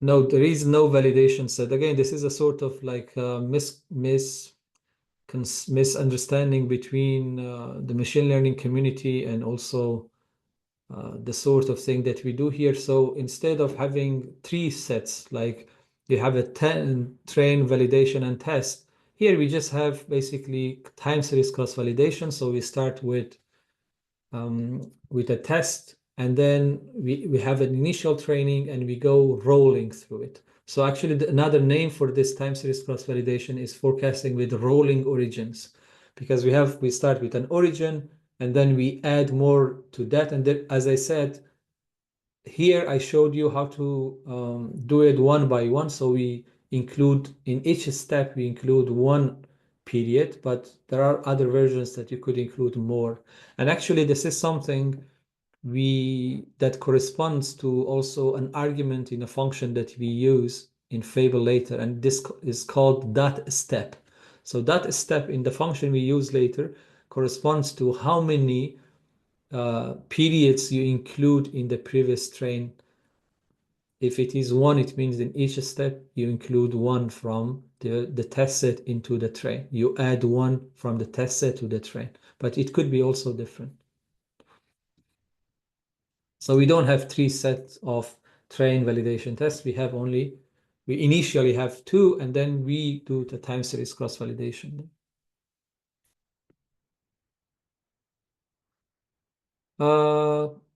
So sorry, Jacob, this was related to another previous question, so you didn't specify that. Where I didn't specify that. Now, so far I didn't show you how to do time series cross-validation in R, okay? So far I just did a simple splitting to train and test, and I did it with the filter index. But there are different ways to split the data. Here I use filter index to say, filter my index from this period to that period. And then based on this, I did the rest of things. But I will show you how to do it with percentages and other things to make it a bit more automatic. But here it was just an example to tell you this is how I split. Now with the time series cross-validation, we can actually do a bit more, if you like. But let me go back to my slides just to make sure I have covered everything that is important. And then we go back to the R session, and then we do a bit more there. All right.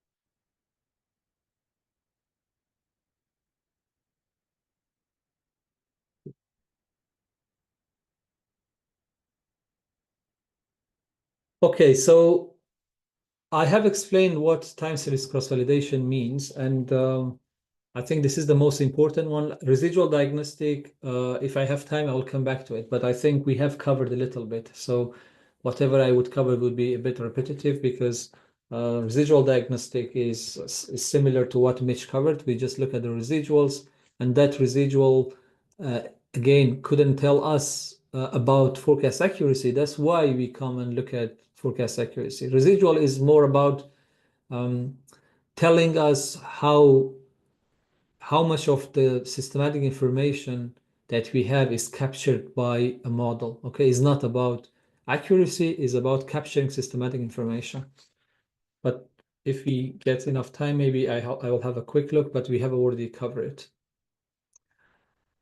Okay, so I have explained the issues with traditional train test. If you just have one split, which is you have the data, you split it into train and test, and then the test set is equal to forecast horizon, which is H. So if you do it, the problem is it is a bit too risky to recommend people or make decisions based on this, because it has been tested in one sample or one situation. So we need something more.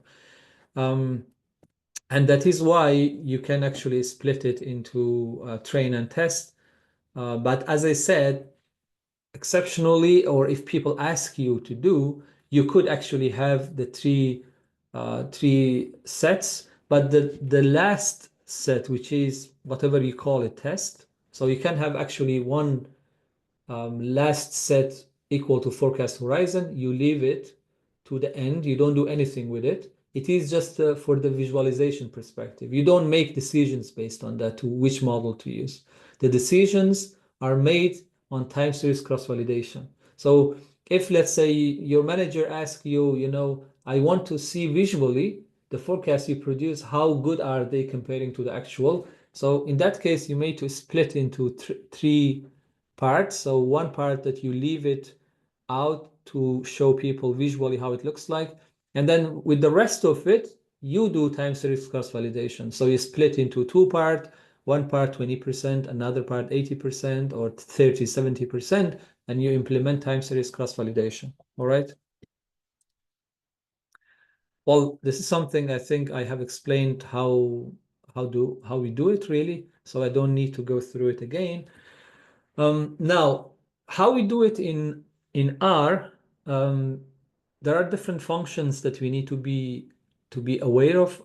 Not all of them are useful for now, but you may also use them later in the exercise. In particular, with the apply exercise, you may need actually some of them. So the most important function for us is actually the stretch, because this helps us, to build these things here. So we start with the initial time series, and then in each step we add something. In this case, we add one by one. Okay, we add in each step we add one observation. So the function that helps us to do it is basically a stretch. Okay, and I will again show you how to do it. So we have a stretch testable. This is basically something we use now, but you may also use the slide testable later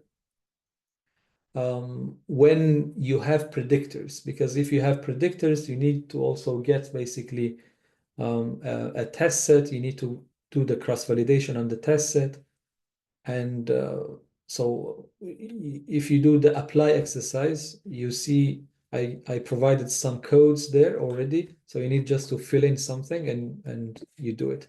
But here we don't have predictors. So I don't actually use it. I just use stretch testable here because I don't need to do it. That is required when you have predictors. Okay, so just again, there are different ways, as I said, to split the data, but I think there are two things that you need to remember from this function. So this is the main function that we use to do time series cross validation to create this different, this different time series. By the way, later in R, we see for each line here, remember, each line here is one time series that has a training and then a corresponding test, if you like, because depending on how many horizon you generate the forecast. Each line is each time series, and then in Fable later, when we create things, we call this ID.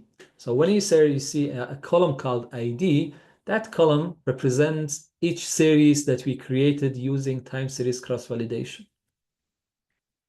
All right, so you need to remember this basically.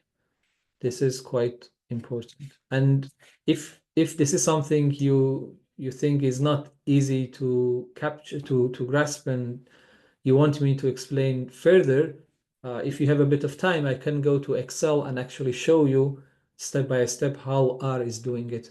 But the sort of thing I did in whiteboard, I hope it is also helpful.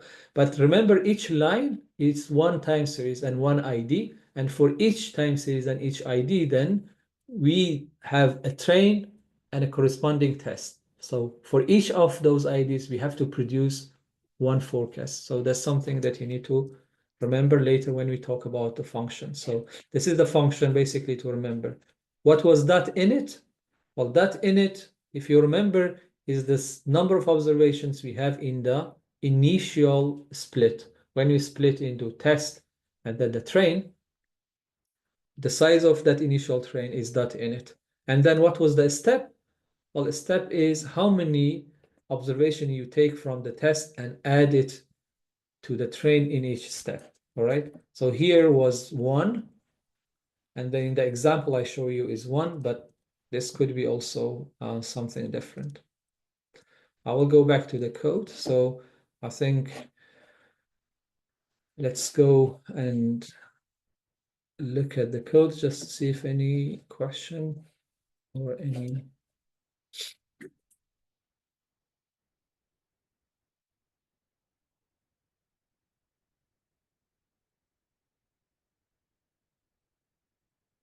Yeah, but I mean that when you say train outputs, you mean calculating root mean square error and mean absolute error and anything for the train. That's what you mean. But these are not helpful, as I said, for forecast accuracy calculation, but you can have them if you like. You can have the measures for both train and test. But we don't use them for to report forecast accuracy when it comes to the training. The forecast accuracy, as I said, must be calculated only based on the new data or future data or the test data. Okay, so these are different terminologies that I'm using, but all of them, they refer to the set of data that I don't show to my model to train on them when I want to produce a forecast for that particular horizon. All right, let's start. Let me see. I have to close this one. Don't need this. Okay, this is the one I created for you.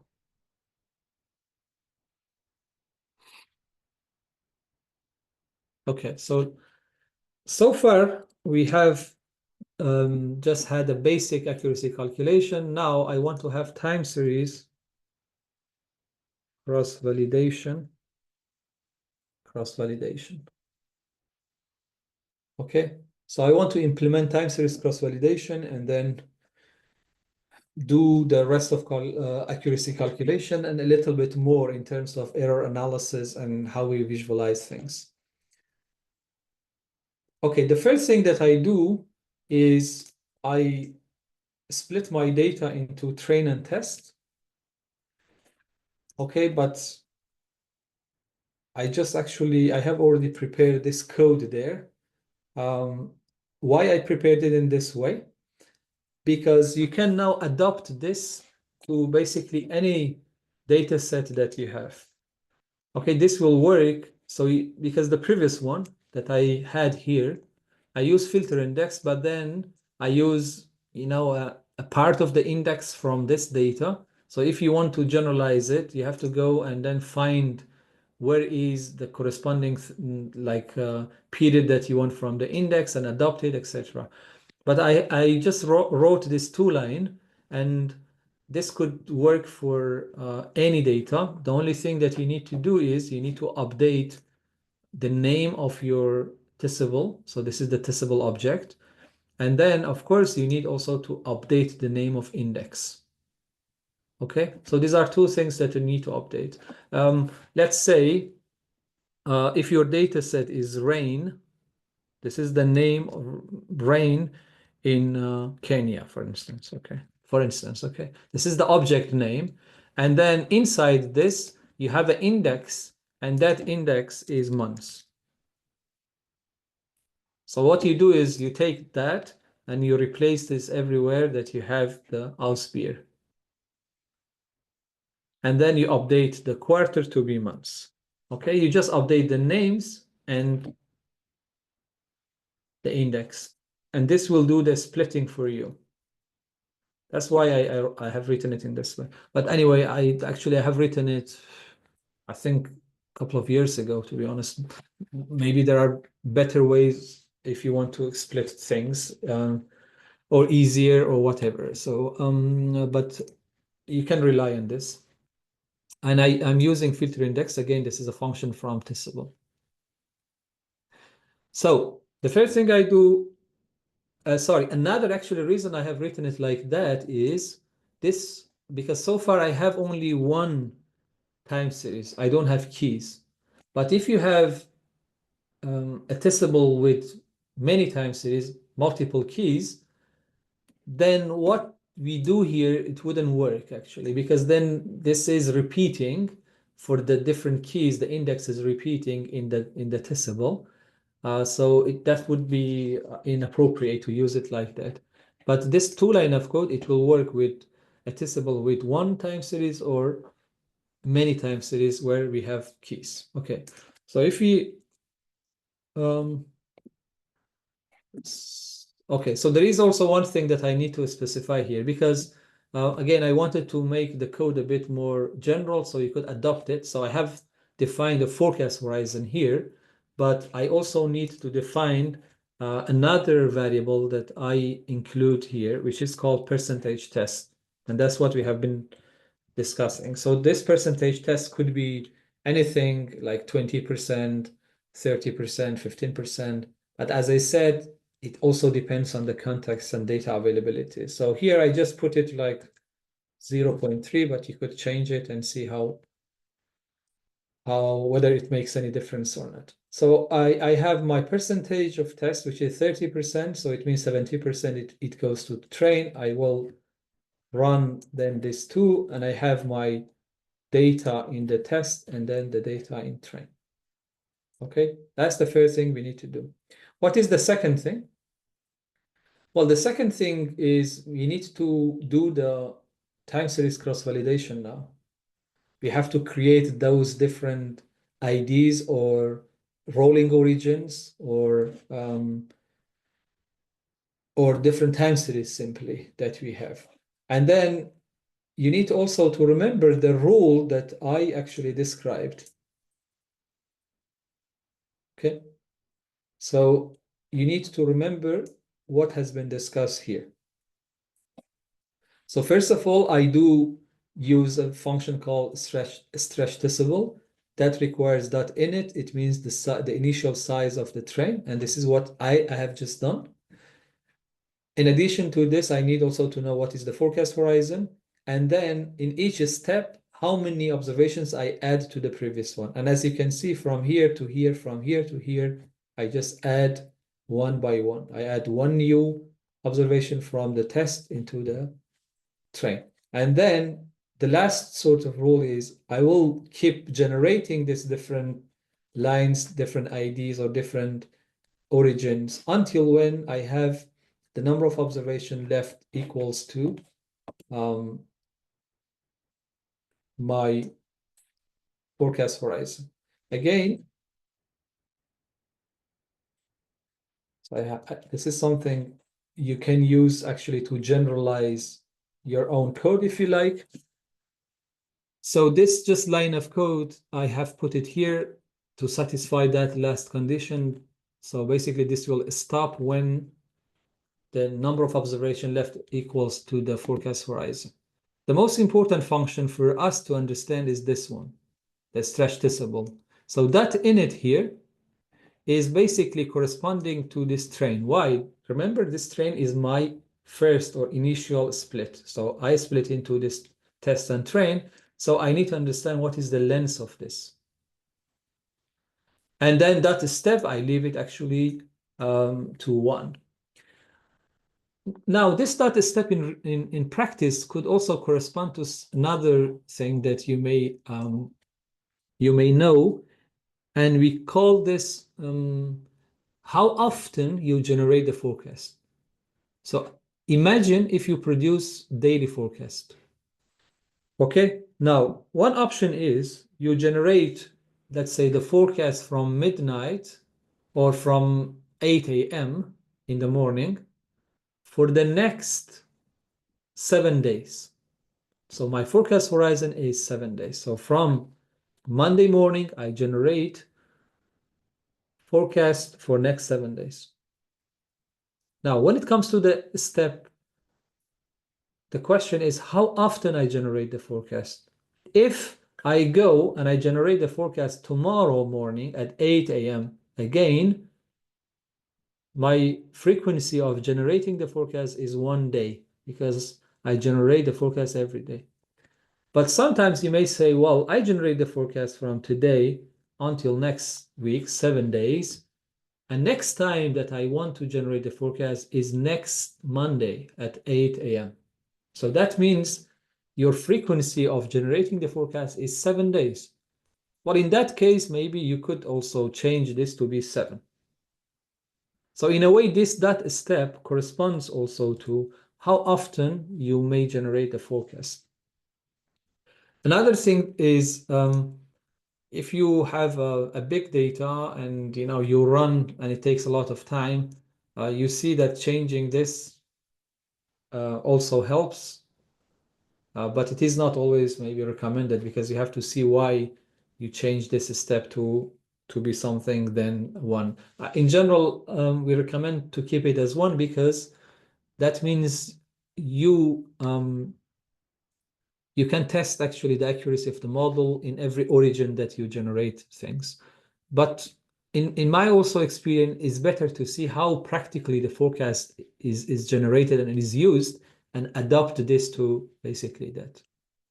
Okay, so that's basically a new line that we do. So far we don't actually do anything particularly difficult. We just take our testable and filter based on the forecast horizon. But now I pipe it to this function, and then this gives me now a new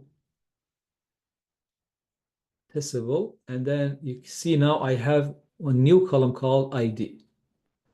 So the way I split the data based on that percentage of test that is 30%, I get 62 IDs, 62 of those lines. It means basically I would be able to test my models on 62 different situations. All right, so this is basically how we create time series cross-validation IDs. Okay, what we do next? Well, the next step is quite similar to what we have been doing. So I just go and copy what I did previously and I paste it here.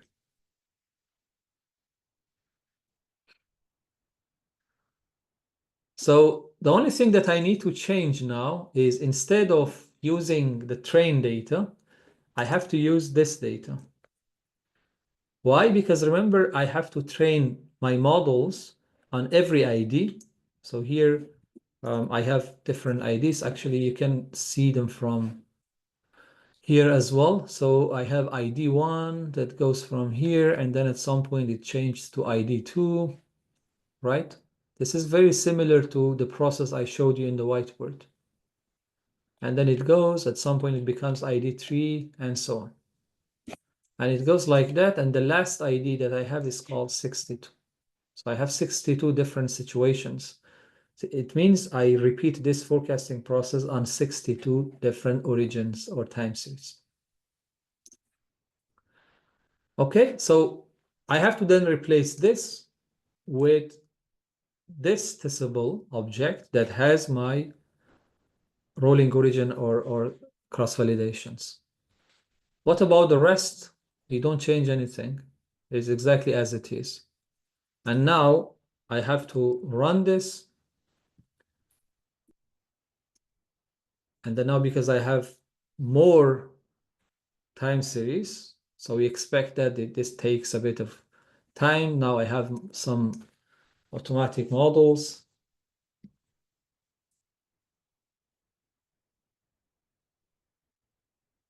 And then we can have a look. Right, so now you see that if I look at from here, so I have 62 rows. Okay, so for each ID, for each time series, we train each model. The name of the model also appears in the column names on each time series, and then we get the corresponding objects there as well. So this is something we have done before.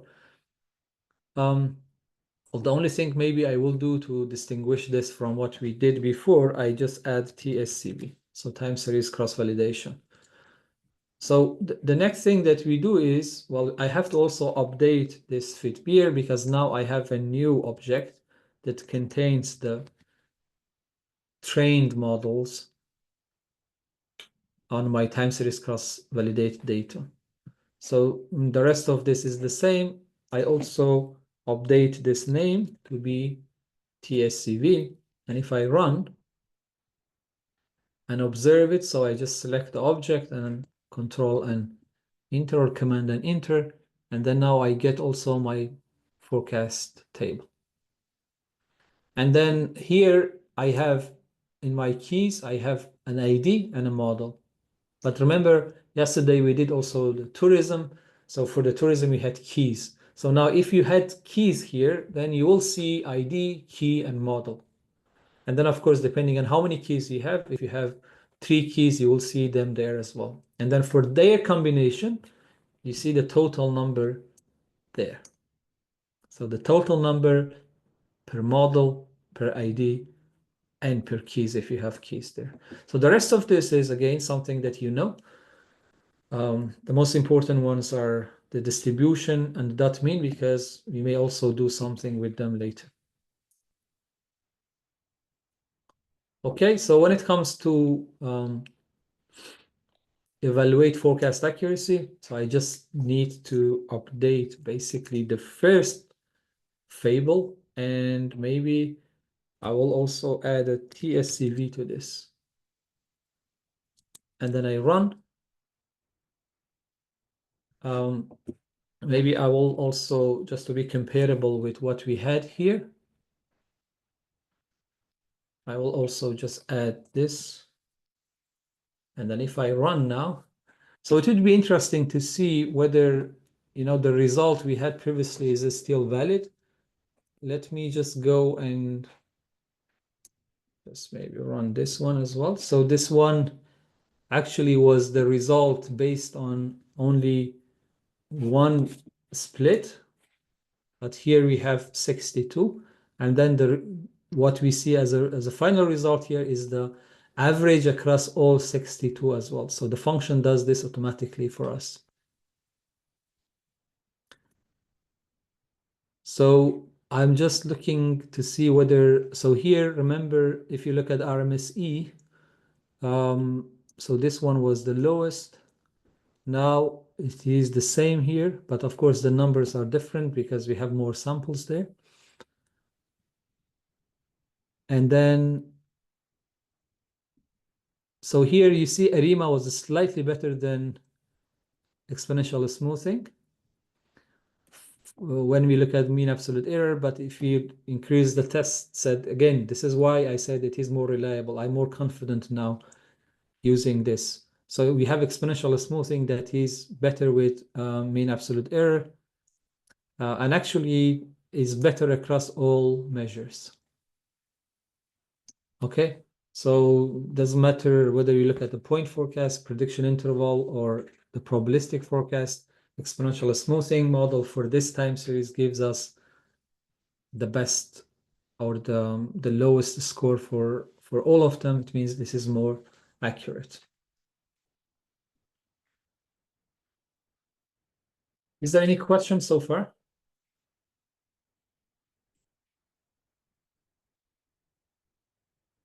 Sure.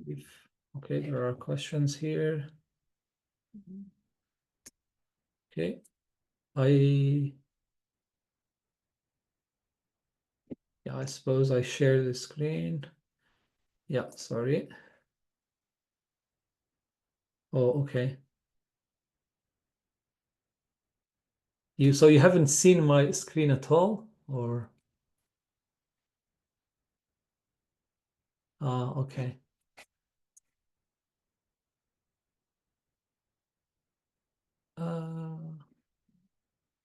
So when you said yes, it means my screen. Well, okay, sorry. Let me see. Yeah, that's the problem with webinars, so you cannot speak. And then I can't see. Yeah. Okay, let me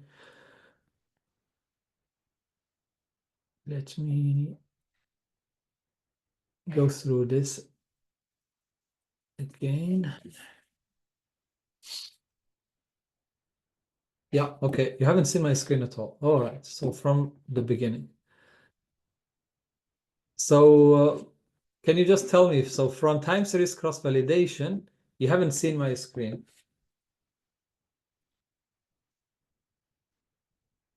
Is that correct? Okay. All right. So we missed a lot. We missed a lot, but I will share the code later, and you can see for yourself. I'll go through it briefly. Okay, so now we want to implement time series cross-validation in Testable for our code, in Fable, sorry, for our code. So I have already defined a forecast horizon, Now I also define a variable called percentage test. You can change this if you like. And then I have 2 lines of code to split the data into test and then the train. And remember, when I do this, my test set has roughly 30% of the data, and my train will get 70% of the data. And then following that, I will create my IDs, the lines that I showed you in the whiteboard. I wrote actually these 3 lines of code in a way that is really easy to update with your own data or object. And that's what I was saying. If you have, let's say, an object called Rain Kenya, and if it has, let's say, an index called months, how you do things, you come and you replace the name of my object, which is Ausbier, with this, wherever you see it. And you can also do simply Control F and then replace it with the new name.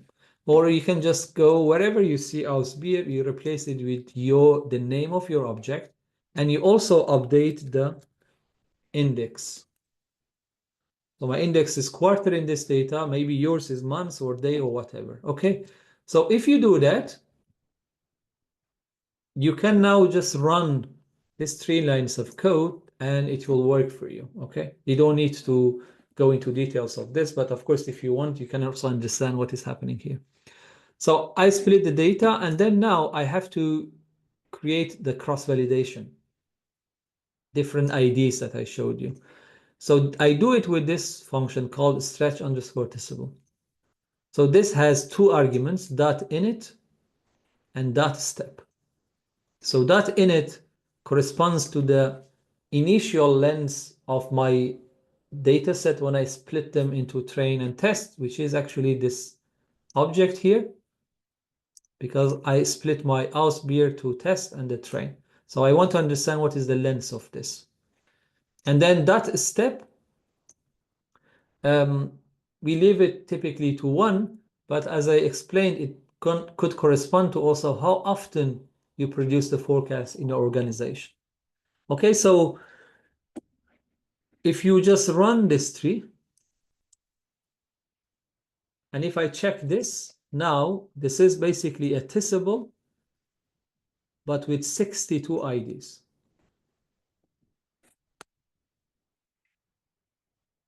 And again, if I just go back to my, well, I wouldn't go back because I think we don't have much time. But remember the whiteboard, each line is 1 ID. Okay, if I show you here, so I have like ID1, and remember each ID is 1 time series. I have an index and I have a measurement for it, which is the beer. And I go. At some point, my ID changes to 2, right? So it becomes ID2. Here we go. So this is the 2nd time series. My 2nd time series starts from here. Again, I have a quarter as index and I have a measurement as beer. So that's why they are time series, but stored, in this way in a testable format. Okay, so what we do with this, following that, I just actually copied this code from above. Okay, I just copied this here and just update basically the names. Remember, this train was for here, but now I want to train my models in every single ID that I have here. So I need to take that name and replace it with this. What about the rest? Nothing. They are the same. I will just update this to be TSCV as well, if you like. So I can train my models on this, and then the rest of it is the same. I pass my model table, which is this object name, to the forecast. So I will replace this fit beer with the label corresponding to time series cross-validation. I will also update this name to be TSCV. corresponding to time series cross-validation, that's TSCV corresponds to. I run this. Okay, what is, so that should be the name, sorry. That should be the name, and then, yeah, that is fine. I just did it like that. I think actually in the previous one, I did it like this. TSCV, just to be consistent with what I explained previously. All right, it's just a name. And all right, and here we go. So I produce the forecast, and then here I get also the accuracy when I run, when this ends, the running time is slightly higher when you have time series cross-validation, especially if you have many time series, you need to be careful. Okay, so I produce the accuracy, and then here is the output. So this output is based on time series cross-validation. Now I want to compare it with the one I had above. I think actually this, yeah, so this is still the same. I just need to update. So this one is the initial one, right? With the simple train and test, no cross-validation. But this one, so I need also to update the fable object to the name corresponding to time series cross-validation. And then I will also actually update this TSCV. So wherever it is time series cross-validation, you see it as TSCV to distinguish it from the previous one. So here we go. Okay. So again, just to show you clearly, this is the one I have without time series cross-validation and with time series cross-validation. Sorry, there is something that I think so this is the forecast here. I think I messed up with names, and let's see if actually we get the same thing. Yeah. Okay, so now this one is without time series cross-validation, and this is with time series cross-validation, right? So I am actually more confident on relying on this and telling people which method is the best. If you use exponential smoothing, it is more accurate or has lower errors. It doesn't matter if you look at point forecast, prediction interval, or probabilistic forecast, it gives you the lower score. So that means after cross-validation, exponential smoothing is selected as a best model for this data. All right. So I will go back to questions. So there are like few things that I want to tell you that is very helpful actually when it comes to error analysis. And then I will have a couple of minutes to answer questions as well. So now we want to look at errors a little bit in detail. So far, the error that you see here, that they are average across the all horizons and all IDs, because I have different IDs. So one way to actually look at your results in a bit more detail is to take the accuracy and then calculate them in a way that tells you the error metrics, not only in total average that we have here, but for maybe each model and each ID. So each ID is a time series, and then you have different models as well. So I want to see how each model performs in each ID, and then later somehow visualize them in a way as well. So that's one thing I do. I do it only for one accuracy measure, but you can, replicate it, let's say, for any that you want. So I take my fable, and then I pass it to accuracy. And then, of course, I need my original data, house beer. And then here, I use measures, and I write it like this because you can later add more if you like. So if I just do it, it gives me, again, a total average, okay? A point forecast, total average, nothing new. So what I need to do to get a bit more detail error metrics, as I said, for each model and then each ID. Well, there is an argument called by that I need to provide here, and this argument is an argument from the accuracy function. So I need to tell my by argument in a vector that C means a vector. I want this by dot model. This is the name of the column that we have, and then dot ID. So remember, these are the two column names that I have. And let's give this a name as well. I just use this. So I put it FCT beer. I just put something like an ID there. So if I run this, and if I look at this, now you see that I have a longer table because for each model and each ID in my test set, I have an error measure. Okay? So this is like a bit more detailed analysis of the error. So what can we do with this? Well, we can actually plot them in different ways. One type of plot possibly I use is, you can use box plot, but you can use also density plot to show actually what is happening here. So I will take my data and then I use a ggplot.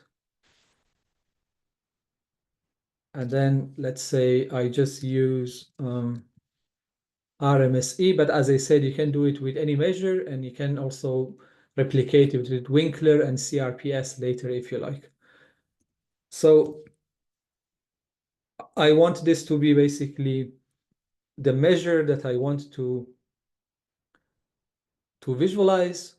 Now, as I said, you can do box plot and different things, but one type of plot actually that I like and it could be useful here is called ggridge.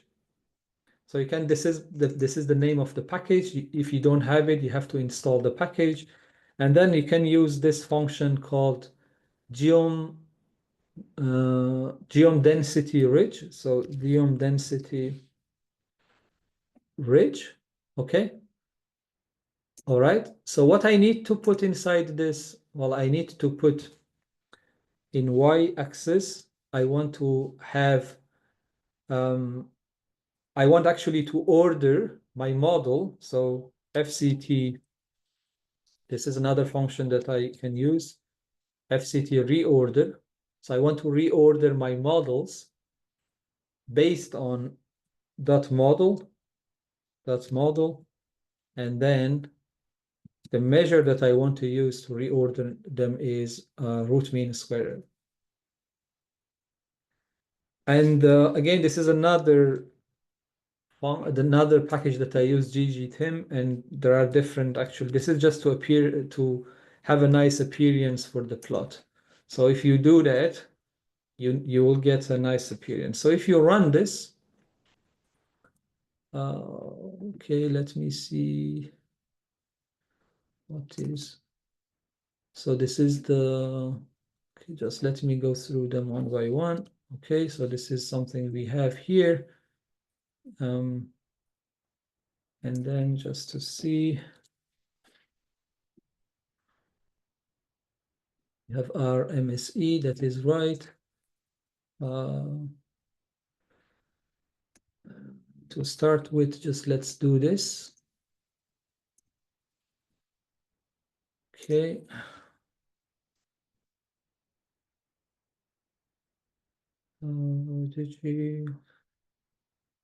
Object Y cannot be found. Oh, sorry, that should be dot model. Excuse me. Model. Okay.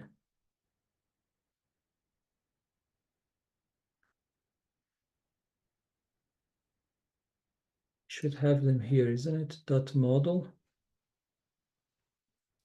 So geom. This is geom. Oh, sorry. Okay, I know actually what is missing. So that's the last day, but I think it happens. I think that should be fine. I was just missing the aesthetics there. So this goes here and this goes here. All right.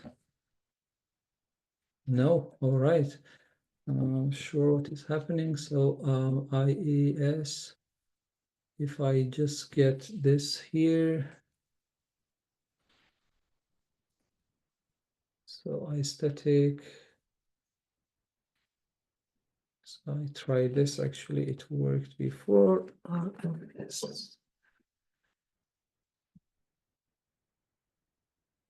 right, so it is here. So basically what you can do is you can plot a distribution of errors based on different IDs. So you have RMSE here, and then you have different models here as well, right? So this gives you an idea of, well, there are two models that are really bad, average and regression. Well, in regression, actually, we don't do anything. We could add maybe trend and dummy variables with season, and that definitely will improve. So these two models, they make a lot of big errors. So we have three other models, right? They are definitely much better. It seems like seasonal naive, you know, the standard deviation of the density plot is a bit bigger comparing to the others. It seems like exponential smoothing is a bit more consistent comparing to the others, has less variation, right? So that's why you see it a bit like to left. I think I could maybe also now add this FCT reorder. I think I don't have, yeah, okay, I don't have. Sure, maybe I just do tidyverse if that is also because I don't have tidyverse. So FCT reorder and then RMSE. If I do something like that, I will just actually do this.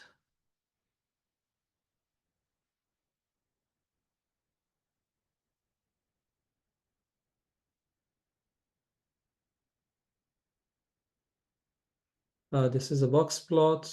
It is fine. So you can also have that box plot if you like. And then I will just do it with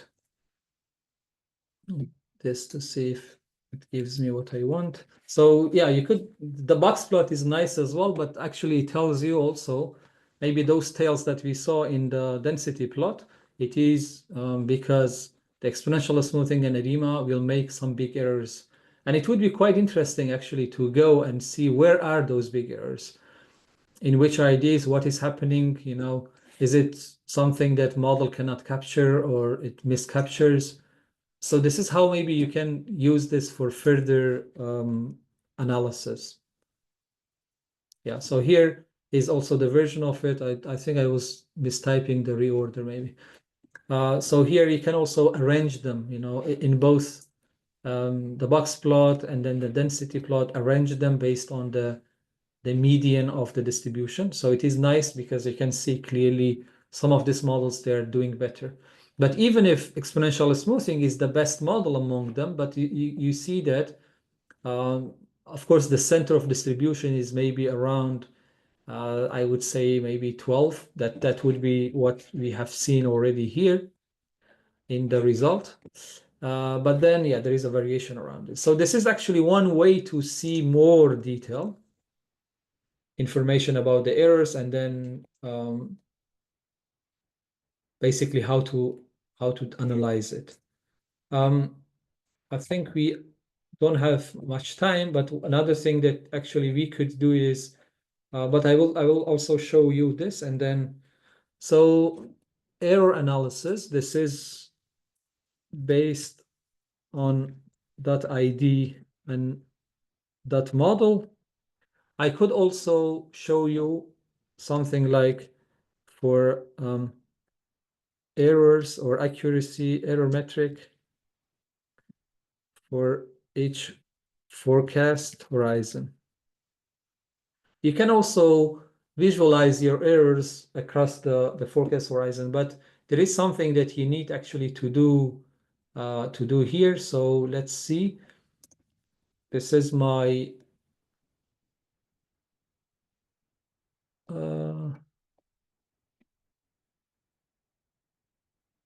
right. So I just want to make sure I get the right thing. So this is basically my forecast table. So I take basically my forecast table, but before that, I will want to show you something.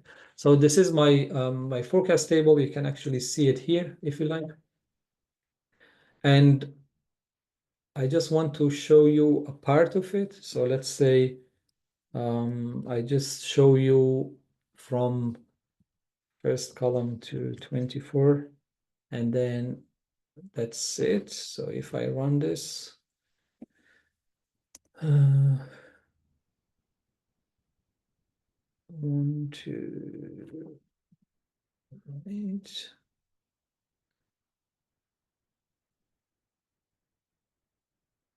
Okay, here we go. So basically, one thing I want to show you here is the forecast horizon is 4, right? And then you have a row number here, and 1, 2, 3, 4. You know, after each 4, we change something, and that is the model here. So the model changes, but you see the quarter repeats because it's the same forecast horizon, right? The same forecast horizon, the same period, but the model changes there. And of course, we have the ID here as well, but I just show you ID 1 and then a bit of ID 2, but we have 62 ID you need to remember. Okay, so what I want to do here is basically create a plot.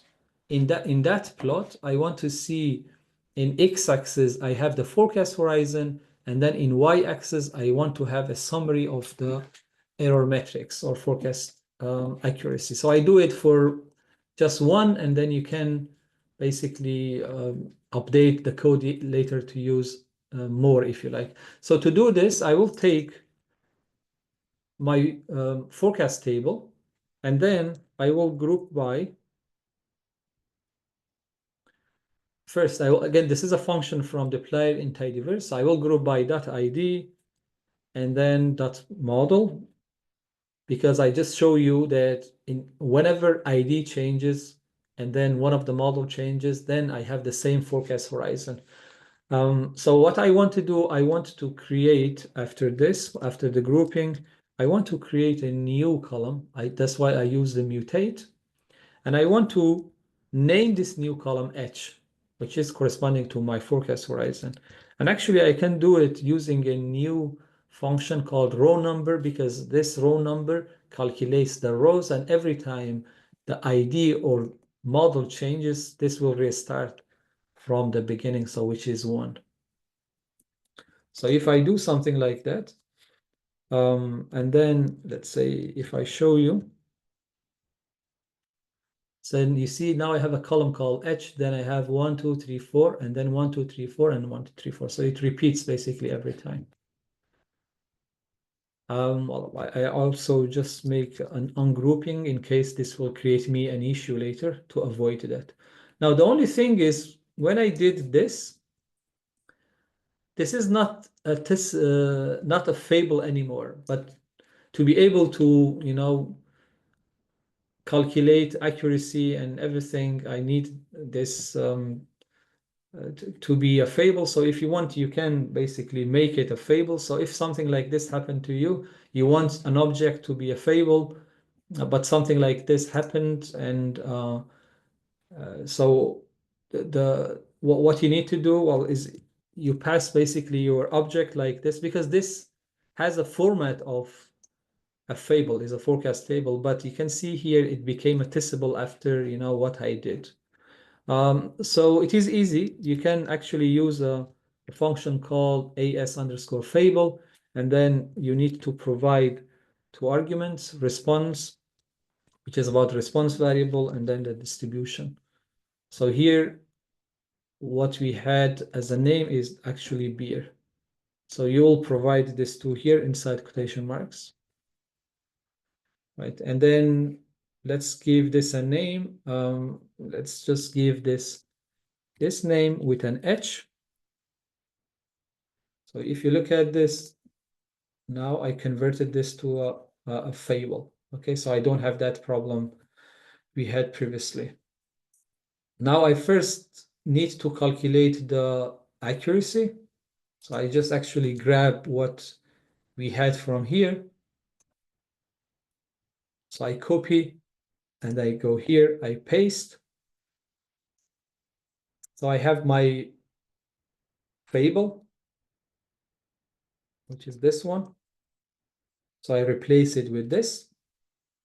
And then the rest accuracy is the same, measure are the same. The only thing I need to change here is I want actually to get it by model and by horizon. So I change this to be H. And then I update this also to be H instead of the ID. All right, so if I run this, and if I look at this, now you see that for each model and each ID, I have calculated a measure. Now, we need also maybe to visualize it. So to visualize it, I will again use ggplot.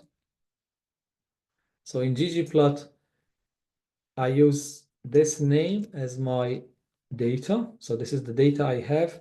And then I have an iStatic. And then in my iStatic, what I want to put in x-axis, well, I want to put the column H in x-axis. What I want to put in y-axis, well, you could use any measure, but let's stick to RMSE for now. Now, you can also use different colors, not in capital letter, use different color for different models.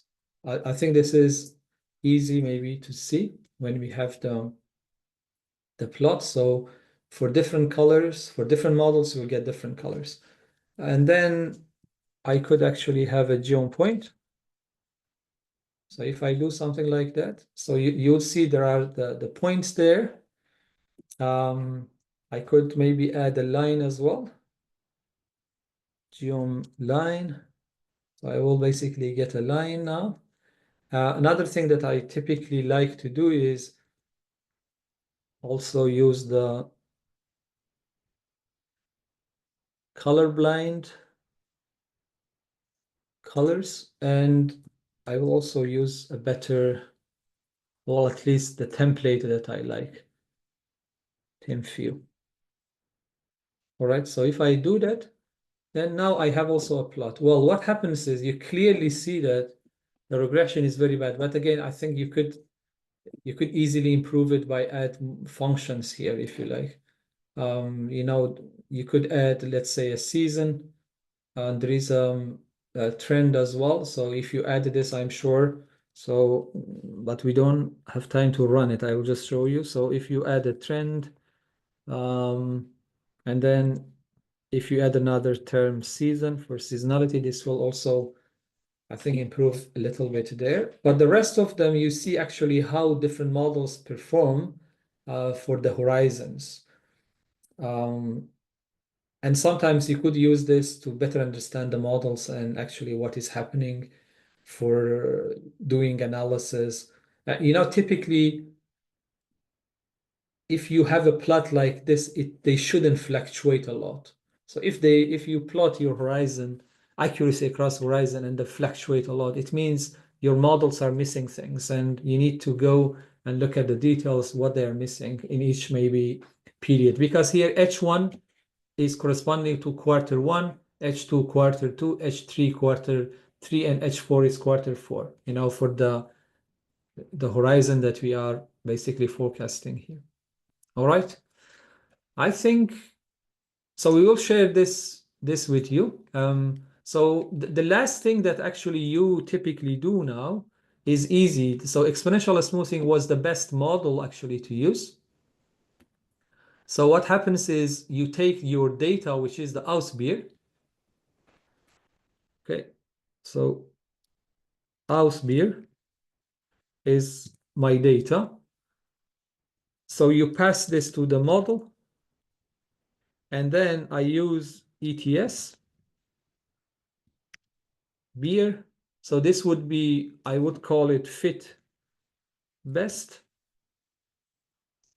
And then I will pass this fit best to the forecast function. And then I put H equal to forecast horizon as well. And then this, I call it FCST best. Right? So forecasting the future using the best model. So remember now, I have done with my analysis, making a decision which model is the best one. And then I decided based on time series graph validation, exponential smoothing was the best one. So I apply it to the entire time series and then forecast for basically the future of this time series. All right. And this is what we get. Now you can visualize things. I think I have it somewhere instead of now typing everything. Let me see. I'll just maybe grab it actually from yesterday to visualize things. So now I have forecast from the best model. I think I just need to get this fitted ETS, which is this with augment. So if I run this one and then couldn't find, oh yeah, so I have just to update this as well.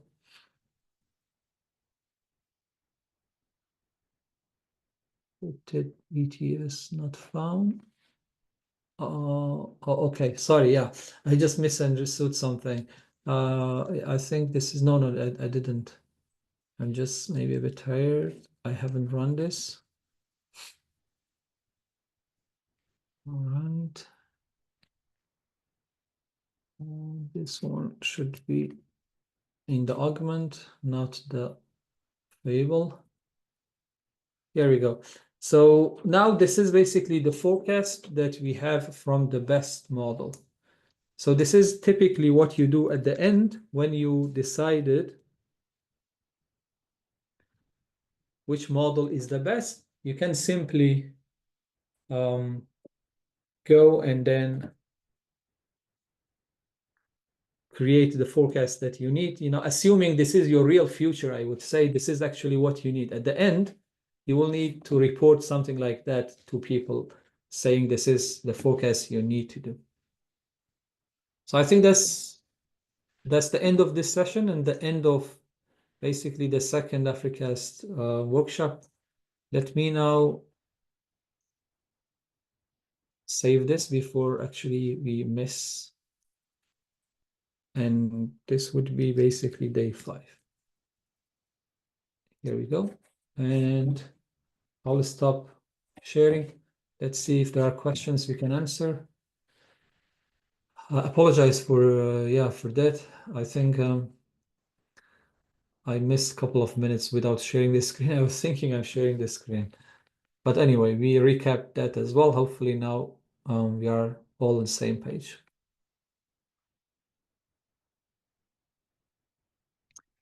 Okay, so if I go back to the code, if I haven't actually closed guys here. So if I go back to code, I will tell you briefly where the test set is intervening. Okay, so again, I just did the first part to demonstrate a basic example of how we calculate forecast accuracy. So this is not typically something you should be doing. You should do time series cross-validation first if you have enough data. Now, if you don't have enough data, that's another story. So you'll see maybe there are different strategies there. But where the splitting happening is here. Okay, so I take my testable data and then I split it using these two lines into train and test. So this test contains 30% of the observation, and the rest would be in the train. Now, I don't use this test data at all for the training. So everything I do here, it is with the train data. Now, where the test comes in is here, basically. So you can actually write test here as well. It would be the same. But then if you do that, it wouldn't calculate the in-sample RMSE and others. So we don't, if you want, you can also provide that test here if you like. But you can also just give the initial testable that you have before splitting, the one that you use to split, the testable that contains all information. So that's why I didn't write test, but you could also do that.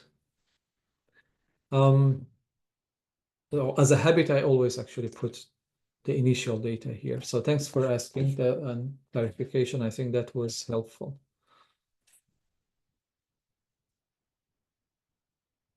Okay, I think I need to stop maybe sharing again.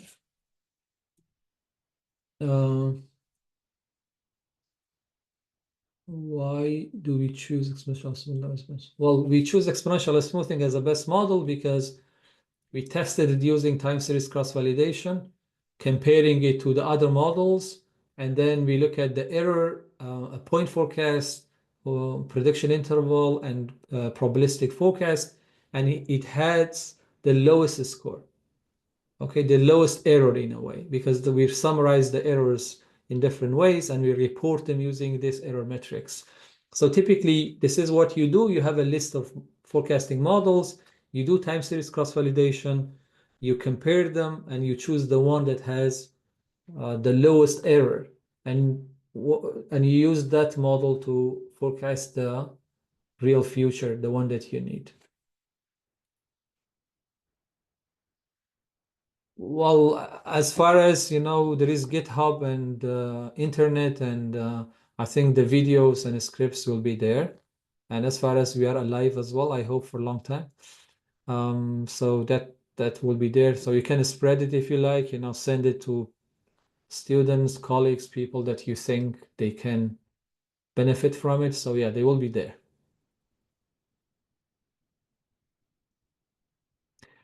Well, the interpretation,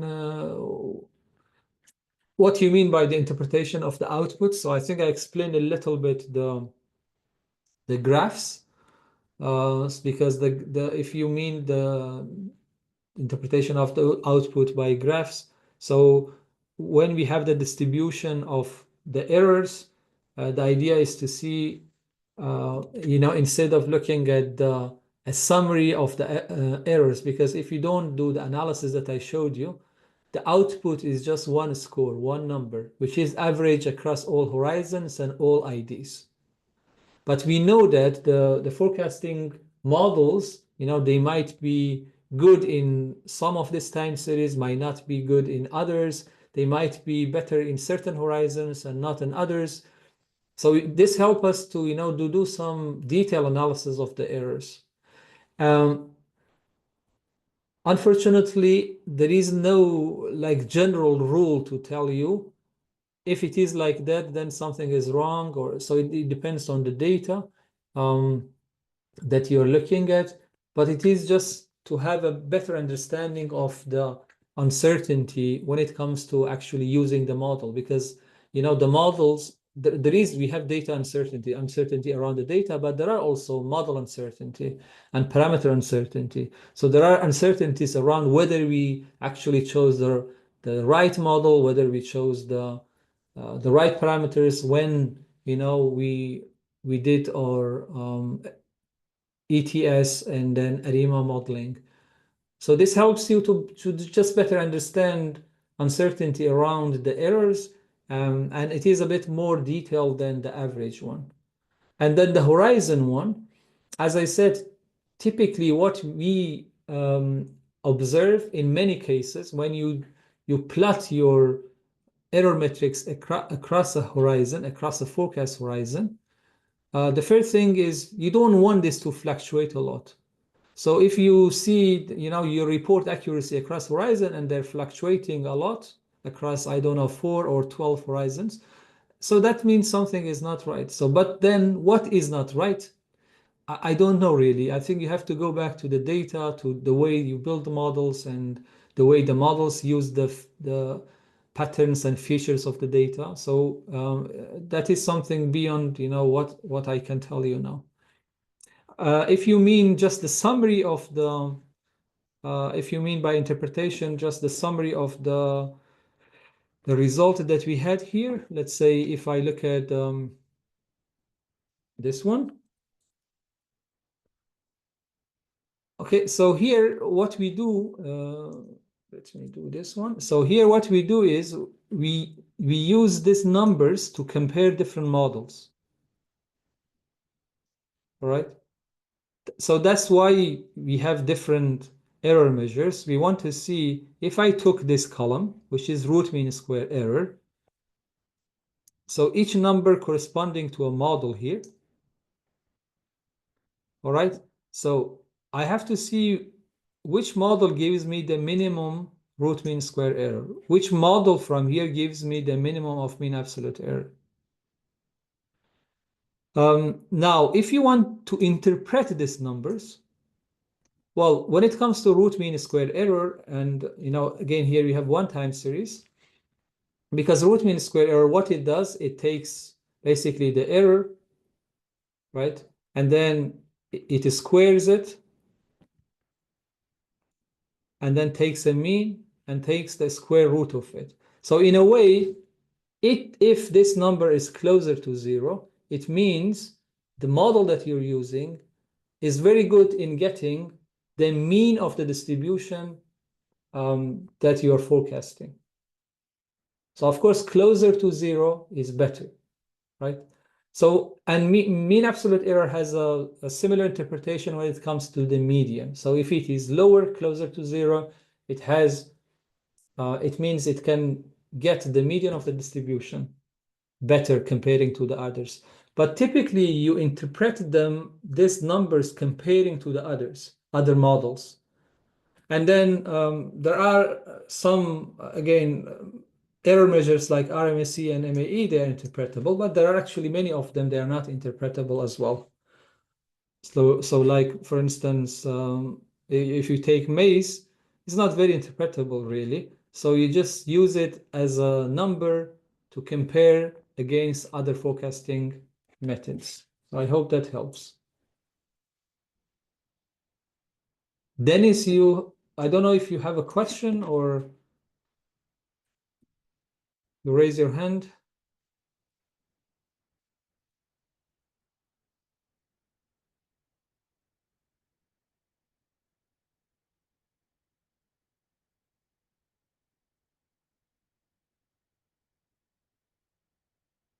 So there is a question from Donald. Does it mean we have to do this forecast for each of our measured variable and choose best model?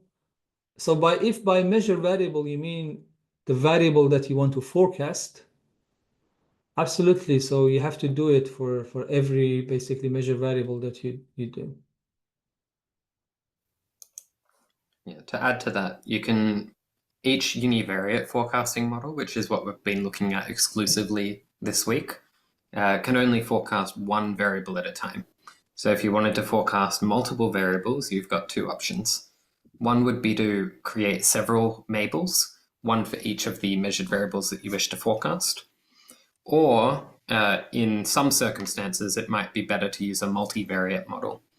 And you can read more about that in chapter 12 of the FPP3 textbook, specifically the VAR model, is a vector autoregressive model. It's similar to the ARIMA model that we saw, but it works only on the AR part, and it applies to multiple variables at the same time and relationships between those variables. There's also VecM models for vector error correction models, and VARIMA, which is the ARIMA model with the moving average and the differencing in a vectorized, in a multivariate setting. But usually it's probably best for you to do multiple univariate models rather than handle multivariate models. There's added complications with multivariate modeling.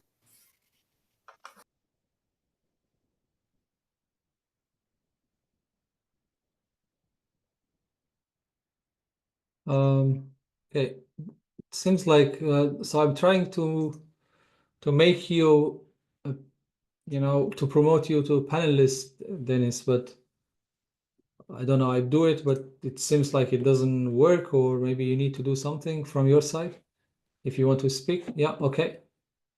Sure. Let me. So you're.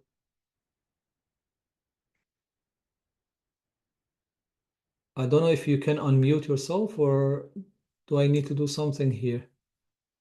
If you want to speak, Dennis.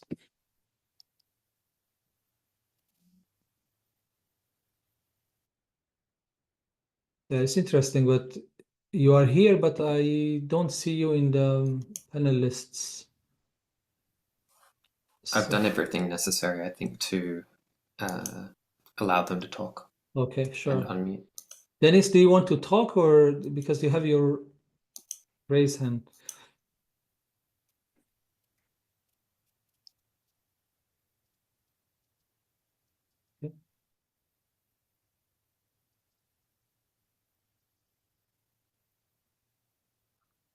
Okay, no problem. All right, well, let me maybe